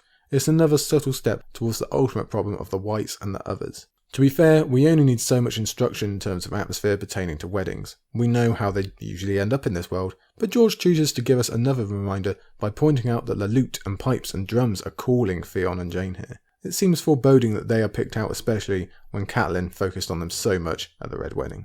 Theon's announcement that we're about to begin is startling to both reader and bride. We're really getting thrown in at the deep end here, and now, well, we've nothing left to do but turn our attention to said poor bride. Jane is terrified right from the beginning. She's just barely clinging on to bravery, trying to convince herself that if she just does what she's supposed to, she'll be fine. I imagine she has been taught this lesson the hard way since Game of Thrones. Imagine what this reality must seem like for Jane. She spent years of essential torture down in the south, and then is finally being told she's going to be sent home. It's the best news she could ever hope for before she discovers the actual circumstances. Although having said that, she didn't look all that happy when Jaime saw her back in Feast, so maybe the possibility of that emotion has just been removed from her. Jane is obsessed with trying to please, and again, it's probably best we don't think on how she's gained that trait. She thinks she can achieve the pleasing on 2 points. 1, that she'll be better than Arya, so everyone will be happy with her for playing the part, and 2, she'll be pretty, and people will like her if she's pretty. The first point worries Theon the most. He tells her she can't think of Arya as a separate person anymore. She can't think of being Jane herself. She must know her name as he knows his.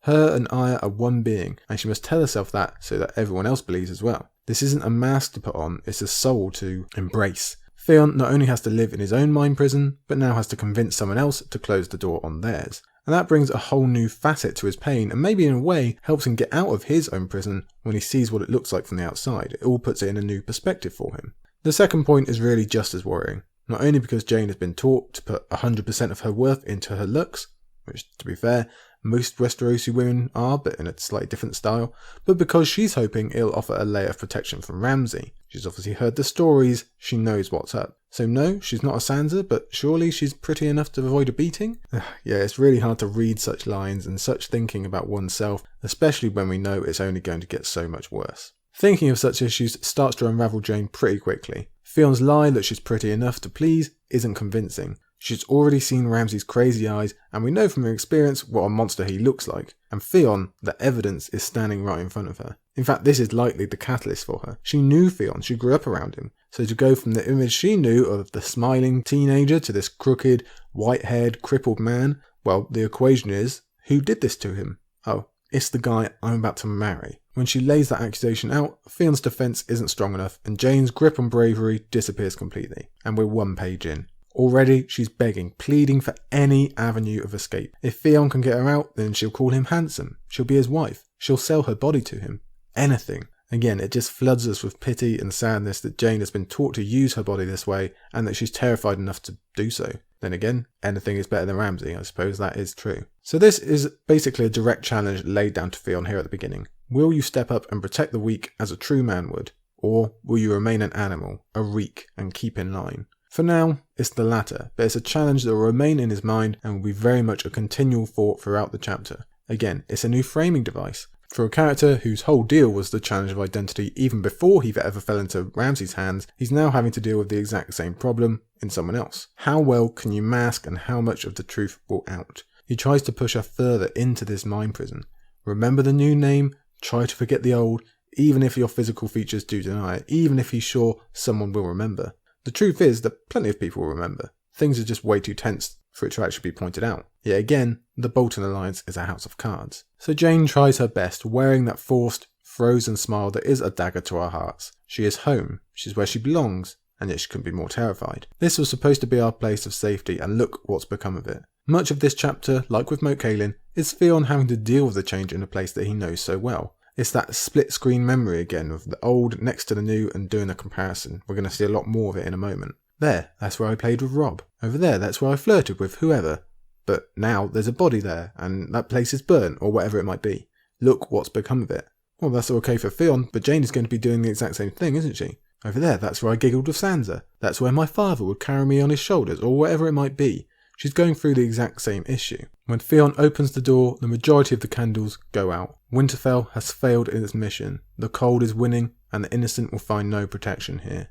On the way to the altar, we get confirmation of exactly what Roose and Barbary Dustin wanted Reek for, if we hadn't figured it out already. Physically, he is to give the bride away, but overall, he's there to essentially verify the wedding as an independent party, quote unquote, because everyone is obviously just going to look the other way about him being the broken prisoner of the Boltons for a year or so. But it is good for him to get another chance to play the Theon role again, like at Moat Cailin, bring him back to what once was, and making him break out of the Reek mold whether he wants to or not. That's painful, but it does force progression eventually.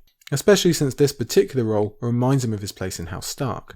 That's the difference between here and Moat Cailin. He might be the last option as a family member, but he is still an option, which must mean he was part of the family in some small way. That realisation will also be huge for progress and give him some major clarity on that identity crisis that ruined his life. It's a shame it's only a temporary position and he'll still be used up and then spat out, left to fend for himself once more, but still. Theon being made to fill the role of Ned specifically is super emotional for him given the major daddy issues he has and his own feelings towards Ned, which we'll explore as we go through his arc. But Jane is surely thinking of her own father that died and how he should be giving her away on her wedding day. A father that she can't even acknowledge publicly now. We must do our best to always remember how she feels in all of this. I know she's not the POV, but she deserves that. Theon recognises the personal effect this role has on him, but also the political. He susses out his worth. If he accepts Jane as Arya, then no one can call it out without causing offence, because obviously Theon would know the best out of the assembled lords. And Roose knows that won't actually be enough to quell the inner doubts that his alliance shares, but that doesn't really matter. As long as no doubts are made public and everyone keeps it to themselves, then nothing will be done. It's the old quiet people, peaceful life trick they explained to us in Theon 3. At the same time, we also confirm that Wyman Manderley is definitely here now and is likely to step onto the stage. So that raises our tensions, knowing what he's done and what he's planning to do. We get our excitement up for all of this to come crumbling down already, please. He's our ever-present hope, really. He could do something at any moment. We would probably guess he's going to be playing the long game, but you never know. Maybe he will opt for now, he'll rip this alliance to shreds and spare poor old Jane. But maybe not. Theon is at least smart enough to know he's purely being used. He's just a key card in this house. Once the lie about Arya is accepted, as to the wedding ceremony is going to be doubly hard to contend, he'll be thrown back to Ramsay, and Ramsay will make good on those promises he made in Barrington. Theon will be punished severely, and the only hope to avoid it is crossed fingers that Stannis arrives and wins, even if it means his own death. That's a morbid hope, but it does interest us. We figure that Stannis is still miles away based on his letter to Jon, but when he does get here, he now has maybe 2 men on the inside in both Wyman and Theon, as well as everyone that Wyman's brought. Perhaps that'll be how Theon redeems himself, we think, by using his superior knowledge of the castle to let the enemy in and give the castle that he once took, even if that still seems like a major leap right now due to Ramsay's grip on him. But such thoughts have to fade into the background because we're here in a new setting. We're back in the Godswood. And, I mean, is there any other word for it apart from yay? It's our favourite place, or it is mine anyway. If it's not yours, you're wrong. The Godswood is the centre of A Song of Ice and Fire. And I could give you another 20-minute lecture on why that is the case, but again, that's in the Castles book. I'll refrain, but it's very, very important. It is the spiritual centre. There's a reason No, I won't go on now. But that being our favourite place, it just makes it worse that it's being used for this purpose, doesn't it? We get a description of how an untended Winterfell has had winter come back in with its frost and snowdrift so high that it hides doors. This is all outside the Godswood, of course, but everywhere else in the castle, it's suffering. And even though this is the broken, corrupted version of Winterfell, the descriptions still somehow manage to be quite beautiful, especially these icicles as long as lances. In fairness, even though the circumstances are rubbish, we are finally getting something we've yearned for since the very beginning, seeing Winterfell in winter, in its true state, nature-wise at least. The broken buildings we'll get to later are a little more annoying. As the chapter goes, we'll get more logistical problems, and as the arc goes in fact, caused by winter in general and the incoming storm. Stannis will be hit much harder of course, but that doesn't mean it's a cakewalk for the people inside. Rebuilding a castle of this size, plus getting it ready for battle, is tough enough at the best of times, but now you're doing it in winter and you're trying to do it quickly. We'll see how this doesn't work on various levels later on in the book, but the general message is that these guys are rubbish. They don't know what they're doing and they are not worthy. The poetic can see it as the North or the castle defending itself, just like we discussed in The Wayward Bride. But right here and now, Theon's point is that the Godswood remains separate from the cold. It's a little bubble in winter, just going to show how damn important the place has been historically as a matter of protection, which is Winterfell's main purpose, and how special it is in general. Even in these most dire of times, the Godswood remains strong, just adding to the pile of reasons of why we love it. The bride was garbed in white and grey, the colours the true Aya would have worn had she lived long enough to wed. Theon wore black and gold, his cloak pinned to his shoulder by a crude iron kraken.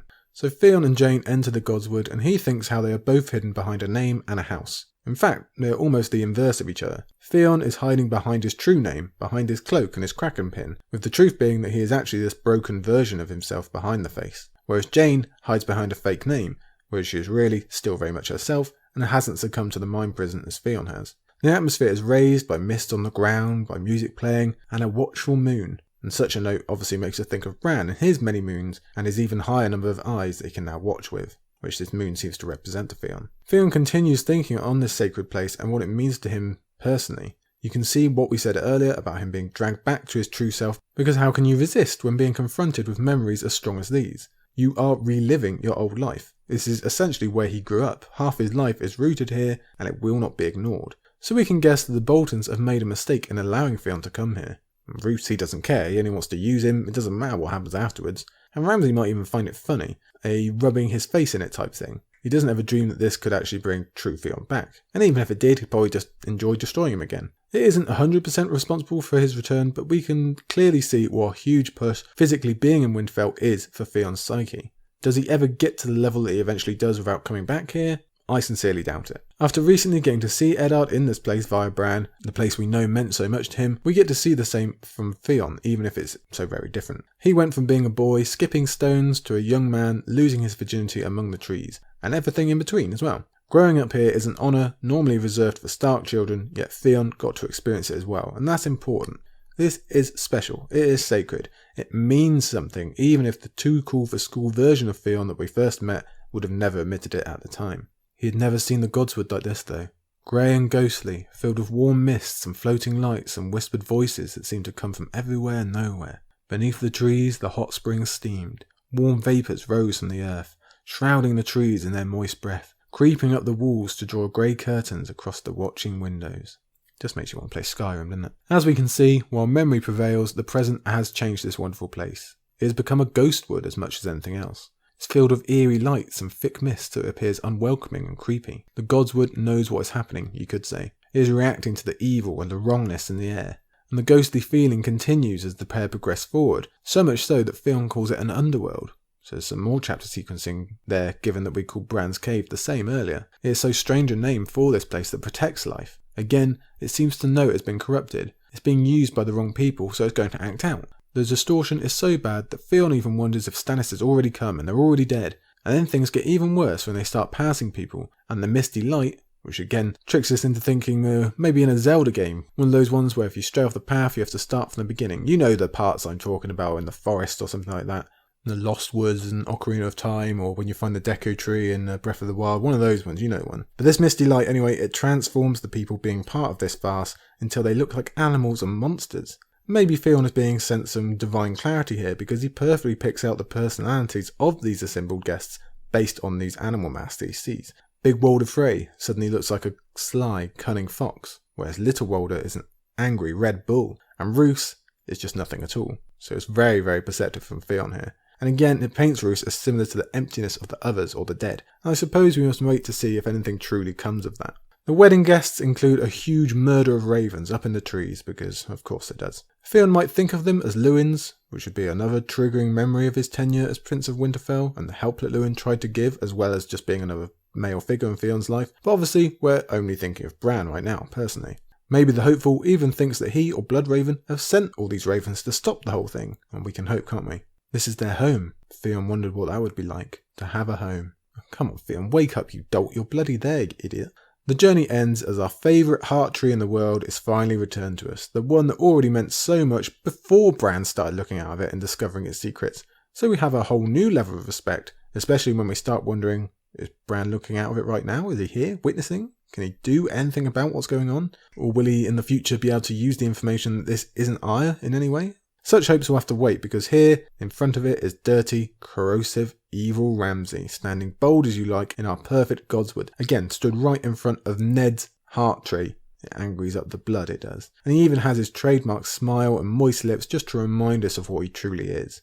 We don't have to mess around too much as we're introduced to our first Northern wedding. Up here, the two participants basically take care of the officiating themselves and get through it pretty quickly. Probably because a wedding in this kingdom is normally a cold affair. It's probably considered dull unless at least 3 toes are lost to frostbite. That's what I think. We get the wedding vows, which are pretty basic and fairly similar to the south, but when it comes to Jane's turn to accept Ramsay, we get this singular moment of tension where she hesitates and maybe she'll cry out the truth and everything will be stopped. And Theon thinks that might mean the death of both of them, depending on what the reaction of the crowd is. I think he's underestimating what the truth being made public would allow from the supporters, but either way, death is still preferable to Ramsay. As it is, Jane summons the courage to accept and play her role, perhaps bolstered by how close she is to her old gods by the heart tree here. The two of them, Ramsay and Jane, kneel before the weirwood just as Jon himself did earlier today, and then we get the cloak switching that is also shared down south. So we have the nice, warm cloak of the Starks being switched for the blood leather motif of the Boltons. It's quite the change. It doesn't require an awful lot of thought to work out in terms of the message. So bing bang bosh,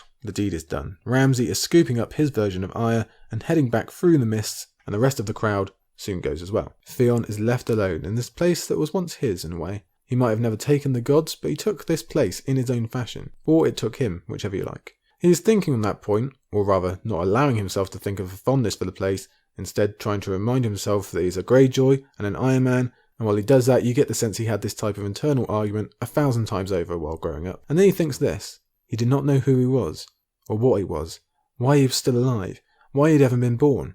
Theon, a voice seemed to whisper.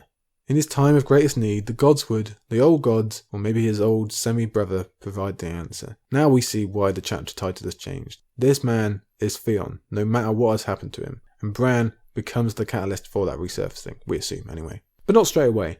The guilt still builds the barriers. He thinks that these ghosts that he believes are whispering to him are of the many that he killed. Just to remind us that he is still very much a guilty man still. And in a way, he's right, seeing as the official line is that he killed Bran. So it is a ghost of his own making in some way, and that's what he gets out of this whisper. He finds it accusatory. He assumes it hates him, because most of the world does, and let's be clear, Theon hates himself. So the entire world is viewed through that haze. Hence his thinking that the voice is as cold as hate, he says. In fairness, if Bran is watching from current times, maybe he is angry to see Theon there in his home. Maybe he is hateful. Especially if he's only caught half of the proceedings and actually believes that was Arya that's just married Ramsay. Or perhaps without that there is still blame there, or anger that Theon lives on. But I wouldn't bet on it personally. This may be one of the reasons that Bran had to leave the plot early on though, in Dance at least, so that we didn't see him thinking back to this moment and we're left to wonder. Still, it's pretty major, isn't it? We've only had to wait 3 chapters to see the true effect of these powers. Again, assuming that's Bran doing the whispering. We're already out affecting the real world. So again, we have to wonder if Bran is whispering to Theon in the present, because we didn't see him get taught how to do that, but it stands to reason that he can. Maybe he gets curious what his home currently looks like and happens to see this, and therefore makes the connection to the man accused of his murder. Or the other possibility is that this is Bran whispering from the future. It's Bran looking back, but that bends the mind a bit, so we'll leave it there. Either way, it's an important relationship between Bran and Theon. Remember, the chapter title has applied to 2 people throughout the series, or 3 if you want to count Rickon. It was Bran who had to physically put up with Theon's betrayal, Bran who suffered the aftermath, and Bran who was publicly Theon's greatest crime, and again, also Rickon. The show chose to really focus on this in their reunion, so it's interesting to see what comes out of that in the books. As much as this is another major step on the restoration of Theon, him being physically told that's who he is by either Bran or the old gods is major to him, there is still too much of Reek in his mind right now. So he runs back outside the Godswood's protection, back into the bitter cold. Ice crunched beneath his boots, and a sudden gust pushed back his hood, as if a ghost had plucked at him with frozen fingers, hungry to gaze upon his face. Winterfell was full of ghosts for Theon Greyjoy. The North itself is unmasking him for who he is, and he himself is finally admitting his true name just as he looks around and sees the physical scars that he's inflicted on this ancient place. Unfortunately, it's not a great paragraph for fans of Winterfell. The wonderful walls are fine, but half the buildings are roofless at the very least, leaving the Boltons and Freys to camp out in tents like the squatters they are. This isn't our Winterfell, this is some half copy devoid of colour, and even Theon can see that. As if we need more evidence for that, we find that Winterfell has also become a site of murder. Roose and the Freys only have room to squat because Roose has already hanged those that were squatting when they got here. First he put them to work, of course, and lied to them about their fate, so we have a complete corruption of Winterfell's true purpose. The people of the North have historically always come here to seek shelter from the cold, that's what Winterfell is for, and instead they came to find death. Everything the Starks stood for, the Boltons are the opposite of. We have a few more notes in this paragraph here. We learn that the gates have gone back up, which is very important if you want to defend against a siege, and the Great Hall that's had so many key moments in it has a new roof, for now. But it burns our blood that the Lannister flag flies above where the wolf should be, and at the same time, Theon chastises himself for forgetting his own rules. He is mentally calling Jane Jane instead of Arya. He is mentally telling himself off for not being able to rescue her, so we just get these little cracks appearing. And again, Theon revisits his own childhood here, as well as more recent history, lamenting the mistakes that he made and how high he tried to rise, only to fall further than he had ever been. Yet he also tries to justify it. He's just remembered the good parts of the Godswood, remembered how much of a home this place is, so now he acts out by moving against that feeling, just like he did when he was here in Clash. He was kind to me, but never warm. He knew that one day he might need to put me to death. So Theon might be wrong when he says that this was never really his home, but this is a truth that can't be denied. We know Ned, and we know where he's coming from, but also we see how difficult it must have been for him knowing that he can't let himself get close to this boy, because one day he might have to use ice on him. Although, if he did think that, it was probably a really bad idea to let Robb become best friends with him. That would be awkward. Besides, let's just imagine for a moment. Let's just imagine that, 2 years after the Greyjoy Rebellion, Robert Baratheon gets on the blower, calls up Ned, says, "Ned, I've had it. No questions asked. You need to kill that Greyjoy kid. It's an order. I'm your king. Do it." Do we really think Eddard Stark would have hung up that phone, grabbed ice, and killed Theon?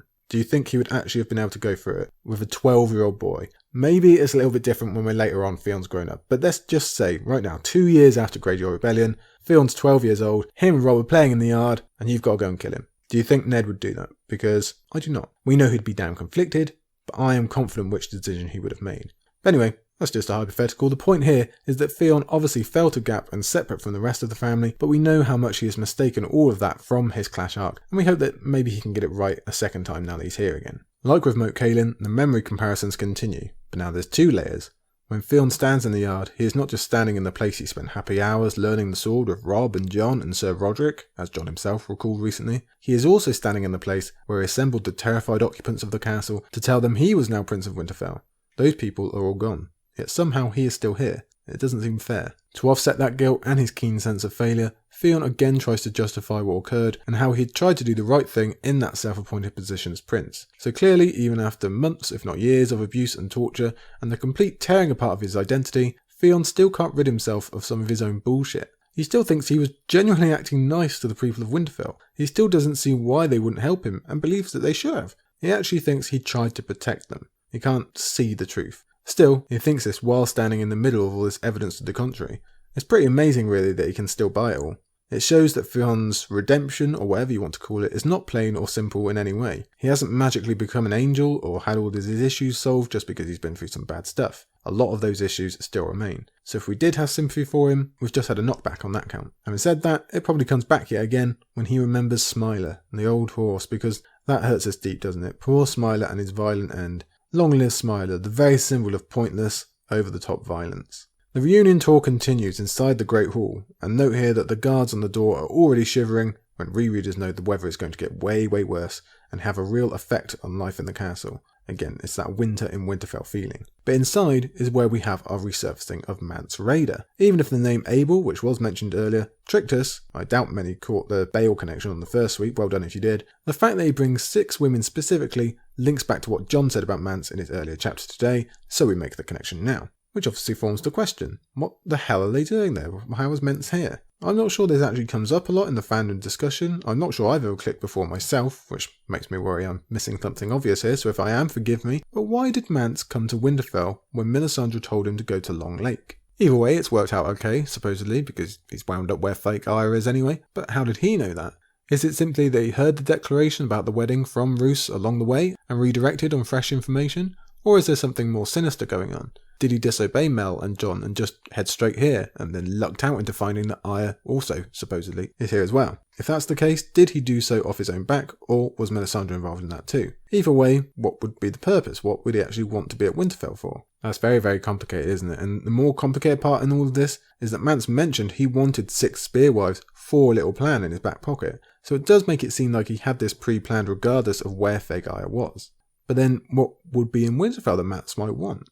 Well, remember, this isn't the first time he's been here. He did come a looking before, a long time ago. So, well, I don't know, maybe he's searching for the Horn of Droman still. He didn't find it above the wall, so maybe he thinks it's down in the crypts with Brandon the Breaker or someone else. But then, is it still as much use to him, really, when the majority of wildlings are already through the wall? Although I suppose he doesn't know all of those developments just yet. So maybe Mance could bring the horn back into the public domain if he finds it down there, or someone else gets their hands on it instead and much chaos ensues. That's all just one possibility. Perhaps there's some other reason he's got a thing for the crypts.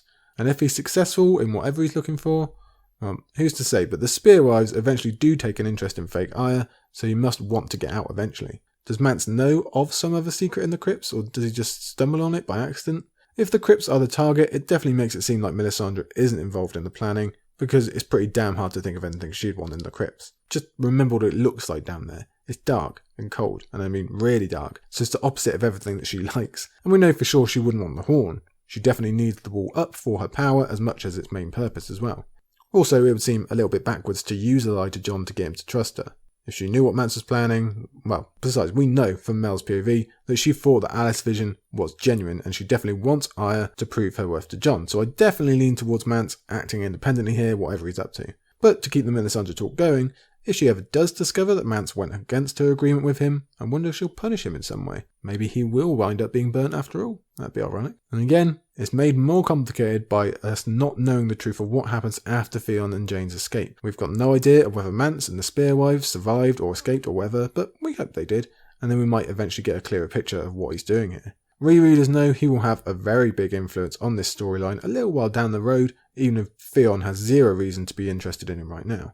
So it's yet another of the 100 factors for us to consider in this powder cake of a castle, and something else for us to enjoy, knowing while the characters don't. Even without clues, we figure that Mance is going to be damn important, and while it will turn out he has very little part to play in this chapter, it still creates a tension for the first timer, because we know, and I guess rereaders have the same tension, we know this is a major character, very important person, and George has brought him back or saved him for a reason that's probably not been shown to us yet.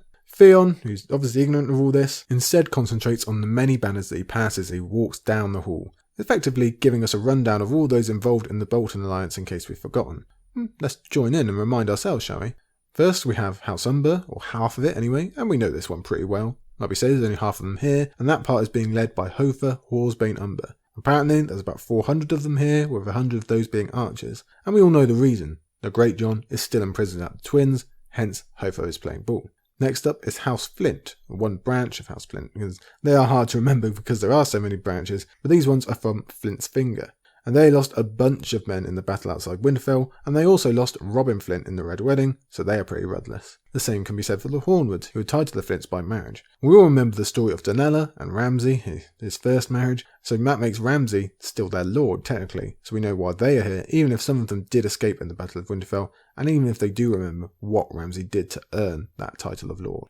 The Manderleys we don't need to go over really, we know what's up with them. But what about the Serwyns, the old best buddies of the Starks?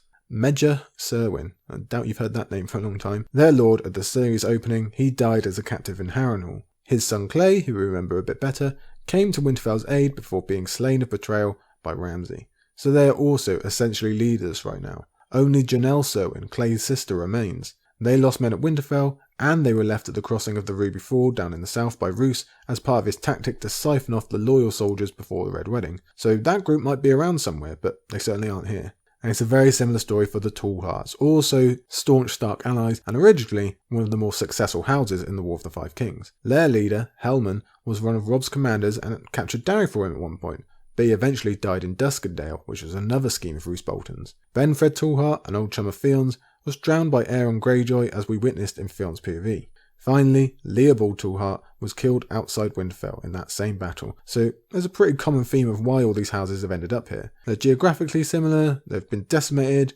and weren't huge in terms of numbers to begin with, and they're just too near to retribution to refuse really. They have to be part of the Boltons, because if you're against them, it's not going to go well. And that all leads up to the main banners, the ones at the end of the hall, the ones draped above the wedding party. It's all as wrong as Jane's identity and the eyes that Theon keeps focusing on. So we get the sense that there's no way that this can last and it's just all going to come crumbling down eventually. As he walks between them, Theon also feels wrong in himself. The assembled people of the North remind him of such. When he was back with House Bolton, people were just disgusted with him because of his appearance and stench, and maybe some didn't even know who he was. But now, having just been presented as his true identity in front of these real Northmen, the hate is equally as real. Whether they've joined House Bolton because they've been forced to or chose to, everyone has a reason to hate a Turncloak. They are viewed as the lowest of the low across the Seven Kingdoms, but especially in the north. And he committed the cardinal sin of attacking the Starks, attacking his own, and generally being a sneaky little so-and-so to do it. Remember, the official Bolton line is that they are still pro-Stark. Oh, well, we, our poor liege lords, were betrayed by this scum, so we'll humbly step into their role to keep the north going.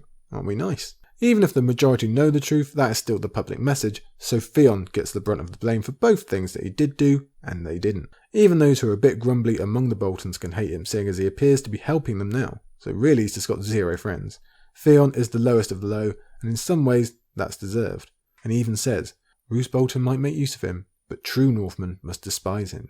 Once at the end of the hall, Theon takes his seat next to Barbary Dustin and listens to Roose's quiet wedding toast, one that mainly focuses on the negative if we're honest. He admits a long enmity between Stark and Bolton, talks of giving severed heads to his new daughter-in-law, and to cap it off confirms that a lot of people in this room will be dead soon, so you might as well enjoy it while you can. It's a pretty unique theme to a speech as they go. We then get an extended description of the many foodstuffs that Wyman Manderley has brought with him from White Harbour, already proving his previously discussed value to this alliance. But out of the great long list, we're really only interested in one item, the pies. There just so happens to be 3 of them. And huge they are, almost as if Wyman had too much meat to share around. Lord Manderley seems to be completely in his element, fit to burst with joy as he himself dishes out portions to Roose and Walder, to Hostine and Aenys, and to his own plate, where he continues to have 6 portions, 2 from each pie, so that his revenge is equally shared out. The best pies you ever tasted, my lords, the fat lord declared. Wash it down with arbor gold, and savour every bite. I know I shall. So this is a pretty major moment. It's definitely one of the more famous moments in the series, and definitely popular among the fandom, because this is revenge served. Whether it's hot or cold, this is revenge on a plate. This is the next step in that amazing speech that we heard a couple of weeks ago now in Davos 4, down beneath the new castle, where we were told the North remembers, and now we get to see the physical evidence of that. Wyman has not all, but some of his revenge, the first step on his revenge. And we talk about how bad revenge is and how we shouldn't embrace it, and it normally leads to ruin. But it's very, very hard to listen to that lesson when we're talking about the phrase and the North getting revenge on them. So this is done for Wyman, for his son, for his family, but also for the North, for the Starks. this is part of that revenge. And like we say, he's not done yet. And I mean, there's a lot of stuff we could go into on this. This is a really important moment. We could talk about the rat cook and all the thematical links, but I'm going to avoid that now because firstly, it's been done in lots of places. I encourage you to go and read them because they're all excellent, but we've also got a lot else to talk about. But we can't ignore that this is really keeping in the theme of the chapter. Return of the Starks. The Starks powering back up, while Wyman is helping that out by inciting revenge in their name. Now we all know his inner delight at this moment, because again, this is personal also. Killing those 3 Freys must have been very, very fun, but this is even better, because he's watching his hated enemy in Roose chew and swallow human flesh. Cannibalism is just all over this book. How many times have we mentioned it today alone? And this is a very different vibe from starving Astapori or even powerful Bran, but at least with Bran, the idea is that people don't know they are eating other people. These people are now committing a terrible sin, a disgusting one that would make them vomit if they knew, and one that Wyman's own son had to suffer through, remember, so this is payback, or the beginnings of it. Payback for forced cannibalism, payback for the fall of Robb, payback probably most of all for murdered sons. Hence why Roose must eat, he arranged the whole thing. Hence why Aenys and Hostine must eat, they were part of it too. Even Lady Walder. To Wyman, she is a Frey and therefore an enemy, or a Bolton, take your pick. They, in particular, give Wyman pleasure to see eating, as it's their own kin they are chomping on. So perhaps this is enough for some Kinslayer curse as well. Again, there's a lot of themes and cool stuff wrapped up in this. And as I say, it is very famous among the fandom. It is very much enjoyed, even if, to look at it, bare bones, it is an awful, evil act. But we know the context and most of us are pretty okay with it. And Wyman eats it too, and he knows this is human flesh, but this is how far he's been driven, this is how angry he is, remember that speech, and this is how much the promise to the Starks means to him. Still, it is pretty evil, and not really what we want to see in Winterfell. And again, we could go on about that for ages, but we have more stuff to get on with. We might like to see Ramsay unknowingly scarf down human meat, although you do get the sense it might not even bother him that much if he did know. But what about poor Jane? She's up with this wedding party as well. Luckily, she only looks at it. So is that a divine spidey sense that tells her not to? Or is it pure fear of what is coming? A fear that takes over most brides awaiting their bedding ceremony, probably. Never mind those who have to go through it with Ramsay. Let's recall Rosalind Frey and her own difficulties knowing what was coming. And technically, Jane doesn't know, but she's 99.9% sure this is going to be hell. And Theon recognises the fear in her eyes and wonders if there is some way he could actually help. The only possible option would be to stroll up and kill her before anyone could realise what he was doing. And that would mean his death as well, but at least that is better than Ramsay. So the question is whether it would be morally correct to do this.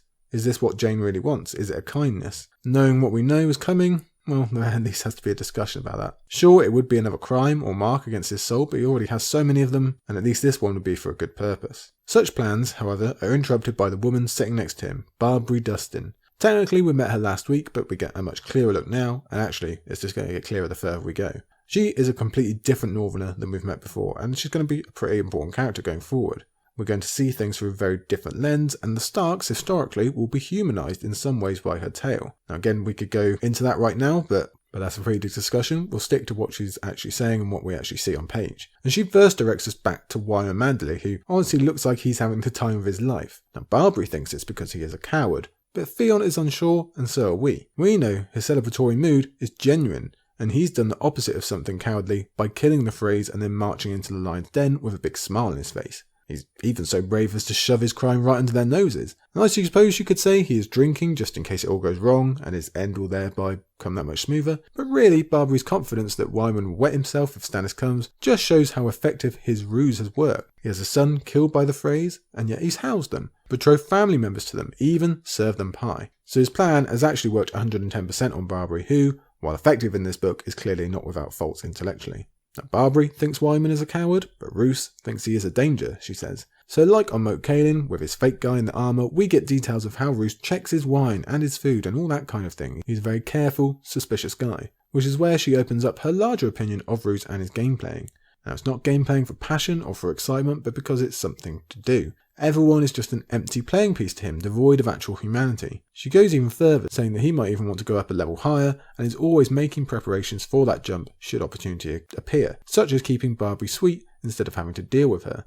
He knows what he's doing, basically. It's at this point that we see the most maesters at once in this whole book, as some come to chit-chat with Roose, and we see Barbary's intense dislike of them straight away. So this introduces the mistrust of maesters again. That's been building here and there, and I look forward to one day seeing how the Maesters and the Citadel actually do figure into this, because we're pretty clueless just now, however much we might have discussed it in Feast. But Barbary clearly has given it a lot of thought, and she believes they are insidious, setting up the entire structure of Westerosi life so that they can pull every string and are basically controlling the entire feudal system, she says. Even their efforts to heal or comfort are only an attempt to gain trust and burrow deep, she figures. No doubt there are Maesters just like that, but it's still a fairly recent mindset being presented to us. We grew up in this series with Lewin, Cressin, Aemon, men dedicated to their profession who loved those that they served. She argues further that the Maesters mould things to their advantage and are all in it together, basically using the lords who own their homes and feed them as little more than puppets. As a specific example, she talks about Lord Rickard Stark and his Maester, Waelys, or Wallace. I'm going to go Waelys. Now theoretically that was Lewin's predecessor, and we've not heard zilch about this guy so far, and it's been a pretty long time since we've spoken about Rickard at all. Even if we did just get a glimpse of young Lyanna and Benjen, we still know very little of Rickard's actual home life, so it definitely pricks our ears up. Plus her idea of finding out your Maester's true name if you try hard enough is true, as we saw with Wyman and his Lannister buddy. In this Waelys' case, he was the bastard son of an Archmaester of the Citadel, and it was via his advice to Rickard that the Maesters brought the Starks into the fold by making the Tully betrothal between Catelyn and Brandon. And that is a fairly big accusation. We obviously know how huge that decision was by Rickard for what came in the future, but it's also a little suspect. It could well be true, what do we really know? And she does get cut off, but why the Maesters would be so keen to forge this alliance of sovereign ambitions isn't directly obvious. It's to contend Aerys, I suppose, which isn't a bad idea. The guy was evil and sending the country down the Swanee, and maybe they'd caught wind of his interest in wildfire or something. Maybe they wanted to establish a more even form of government, or perhaps they know something that we don't know about the likelihood of the dragons returning, or something along those lines. We do know that Aerys was all in on that idea, and he wasn't the only one, but that's if it's true at all, of course. Maybe not. We know the Nine Penny Kings and all those kind of reasons still exist as well. Perhaps Barbary is justifying her own opinions or projecting her own feelings or whatnot. Unfortunately, we don't get to find out any more right now, as Roose is up making another speech. This one basically a repeat of what Jon told us in his earlier chapter. Stannis is on the march and on his way here. They will soon all be at war. In another mirror to the Marine saga, we have the same argument of sitting in for a siege or riding out to meet the enemy in the field, so it's good chapter sequencing again. There's very different circumstances and settings, of course, as well as the fact that we count one of those sieges as those of the good guys and the other one the opposite. Plus, one is in a city, so it's very much a different game, but we'll still see that Roose fully intends to sit inside his semi-cozy castle and let Stannis get cold, especially since he has this plan of double-crossing with Arnulf Karstark, as Theon reminds us here. So it is another mirror really. Even if these lot aren't sellswords, they still do their share of switching. That's another conversation, yet again ended too soon for us as all the warlords head off to their council. Wyman is asking for the Rat Cook song just to be a little less subtle, and then all of a sudden the hall is basically empty, and Theon is being told that Ramsay wants him, and terror laces through his veins. That's understandable. Naturally, Theon thinks he's going to be punished. He's been thinking that ever since Roose took him. And now his part has been played, as Theon himself says, Ramsay is free to take out his frustrations, to really flay the idea of Reek back into him. He probably thought he could at least wait until the next day for Ramsay to get round to that, this being his wedding night and all. Unfortunately, we know the truth is going to be much, much worse. Theon spies Jane sitting alone, forgotten and silent. She sits in front of the banner of House Stark, the symbol of protection and goodness in the north. Yet, she is vulnerable. She is unprotected even in this castle built for that very purpose. There must always be a Stark in Winterfell. Why? For this purpose exactly. Now there are no Starks, and danger is all around. In a final gut punch before we go, we see poor, terrified Jane is desperately trying to remove herself from her own situation via alcohol. And if only that were enough. And here, unfortunately, I must say, we enter the very, very difficult part. And when I say difficult, I mean difficult. We're obviously not going to get into a discussion of which is worse, this or Tyrion and the Sunset Girl. They're both terrible. But suffice to say, this is at least just as horrible to read. Unfortunately, it goes to the end of the chapter and the end of our episode here today, so I can't give you a little skip timer like we did with Tyrion. But if you would rather skip this part and turn the podcast off right now, well, I certainly wouldn't blame you. If you are sticking with us, prepare for a lump in your throat and bile in your belly, because this is nothing less than revolting, scary, if we're being honest, and anger-inducing. It's just the worst, so I recommend we all hold hands here on the aisle. We open on a beautiful room, a bedchamber with all the trimmings and all the extras. It looks wonderful. And in it sits Ramsay Bolton, and he wants to play a game, which really tells us everything we need to know. Our tension is sky high just at what Ramsay might have in mind, but then that's not only added on by the fact that Theon is made to stay, and we all know we're suddenly going to have to witness these crimes, but also by Theon himself with his thoughts of still being able to grip a knife. So now we begin to wonder, is this what all the guilt in this chapter will amount to? Theon finally striking out and making up for everything? Is there a chance that we've already had enough? That being Theon for the day again has given him the strength to burst out of his mind prison, and this is where the big break we all hope is coming will land. He told himself earlier that he couldn't save Jane, so will he now prove himself wrong, save Jane from the worst, and give us an amazing cliffhanger of how the hell they're going to get out of there after stabbing Ramsay? If only. It turns out Theon believes that temptation to be intentional. Put Theon in the worst possible situation and goad him into taking a swing. And then if you're Ramsay, you get to punish him to your heart's content. Which he could do anyway if he really wanted to, but you know he loves the game.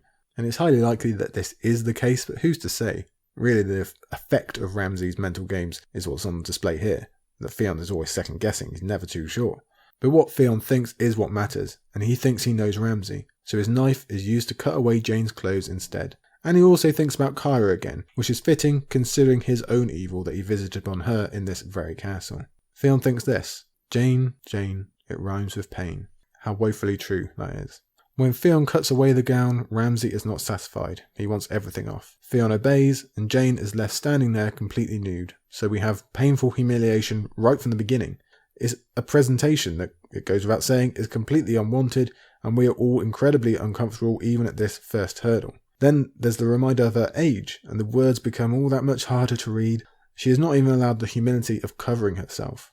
So really, she's already being made into little more than a breathing toy, a plaything of Ramsay's with no worth, just something he can control and do whatever he likes with. And I, personally, I'll admit to you now, I am too much of a coward to really focus on the thoughts that must be going through poor Jane's mind at the moment. And if I do, again, I'll be honest, I'm going to get teary, so let's just march on while we can. Ramsay extends his toying to Theon as he asks for his opinion on Jane's body. So again, we're dehumanising her and making Theon incredibly uncomfortable, so Ramsay's getting maximum enjoyment, especially when he begins mocking Theon's own manhood or lack thereof. And at the same time, Theon notices the scars of a whip along Jane's back, so if our anger levels weren't already bubbling, they absolutely are now, as a certain name, you know the one, plays as a curse along our lips. But then, matters get much worse, somehow. Ramsay shatters a wine cup against the wall as a show of strength and power and control. He wants to terrify his two prisoners before he orders Jane to get on the bed, and her silent obedience is near as terrible as anything else. But then the abuse turns from emotional and mental to physical, incredibly cruel, painfully physical, and clearly monstrous in every way. He continues to belittle Jane before also involving Theon and forcing the both of them into sexual abuse of the worst kind. There's intimidation, degradation, yet more physical abuse, as Ramsay now has the ability to destroy two people's souls with a single hand. And all of it leads to one final moment of choice for Theon Greyjoy. Huge choices have dominated his arc almost more than any other person's, and this is no different. Can he finally be a man? Can he earn a place as a semi-member of House Stark, as a Prince of Winterfell? But it turns out no, he can't, not yet. Ramsay's evil, or Winterfell's fall, is too powerful at this point. Somewhere in the Godswood, a raven screamed. The dagger was still in his hand. He sheathed it. So a raven screaming really completes the atmosphere. Obviously, we're all hoping beyond hope that this raven has nothing to do with Bran, and we don't want him anywhere near here, but maybe it's Bloodraven, trying to stop this evil. We can hope, but it doesn't really matter. The knife stays, Theon gives in, Ramsay rejoices, and Jane suffers most of all. It's sickening, in every sense of the word. It's utterly and completely sickening, and if only we knew it ended here instead of just starting, although would that make it any better? Not really. And it's all happening within Winterfell, a castle whose purpose has finally failed. I wish I knew more words, I wish I had a better vocabulary, because sickening, revolting, evil, none of those are really good enough, abhorrent. I don't know, and you don't know the words to really describe this, and you can tell I'm getting emotional. I've just thrown my phone away because I don't want to look at the stupid notes anymore. It's horrible. If you've ever thrown one of these books across the room, now would be the time to stamp on it, put it in the fire. I don't know what to say about it. I don't want to think about it anymore. It's awful to imagine, especially because you know that things like this happen in the real world, so it makes it very, very emotional. And again, I apologise if this is affecting anyone directly out there. We can point fingers, we can call Ramsay the monster, we can talk about Peter fucking Baelish and what he deserves, but I don't want to talk about them. They don't deserve talking about in some ways. I want to talk about Jane and how she's just everything this series is supposed to be about. You can be wrapped up in Jane. How you get treated depending on your worth according to the Game of Thrones. whether that's as a member of the small folk, or depending on your level of nobility, or your gender, or whatever it might be. That's how you're treated, because of your worth to this Game of Thrones. There's a reason that's the name of the first book. There's a reason why George is focused on that, because it's evil, and it's horrible, and this is what comes of it, this kind of terror, because how many people in the world remember the name Jane Poole? Not many. How many are really going to remember by the series end? Not that many more, I would assume. And we will go in the future to what is going to happen to Jane and her future beyond this book and in Dance and with Arya and stuff like that. But really, it doesn't matter right now. What we need to focus on is that, again, this is a child that is suffering because of human ambition and wanting to play this stupid game and get on your stupid throne. And, well, really, because I am going to point the finger, it just comes back down to the man on the street. This isn't Jane's destiny. There's no prophecy that says that Jane has to suffer through this. This isn't going to defeat the others or save the world or whatever like that. This has come about because of a normal, evil man, again, who unfortunately represents too many people in the real world who's done this to her. Makes me fucking angry. I'm not saying goodbye today. You know I thank you. No, I appreciate you for being here. You'll work out what next 4 chapters next week. That's it today. We're not screwing around here. Fuck off, Peter Baelish and Ramsay as well. I cannot tell you how much I look forward to seeing their ends. And I know I've read Feast, I've seen the message, and the revenge, not good. Screw that, sorry George, they are deserving of what's coming to them. And if I could, I would join in. That's it for today, everybody. I am sorry for such a somber end. It will get better next week. We'll have many different chapters for you, but let's just go out quietly this time for Jane Poole. Thank you for listening. I will see you next time.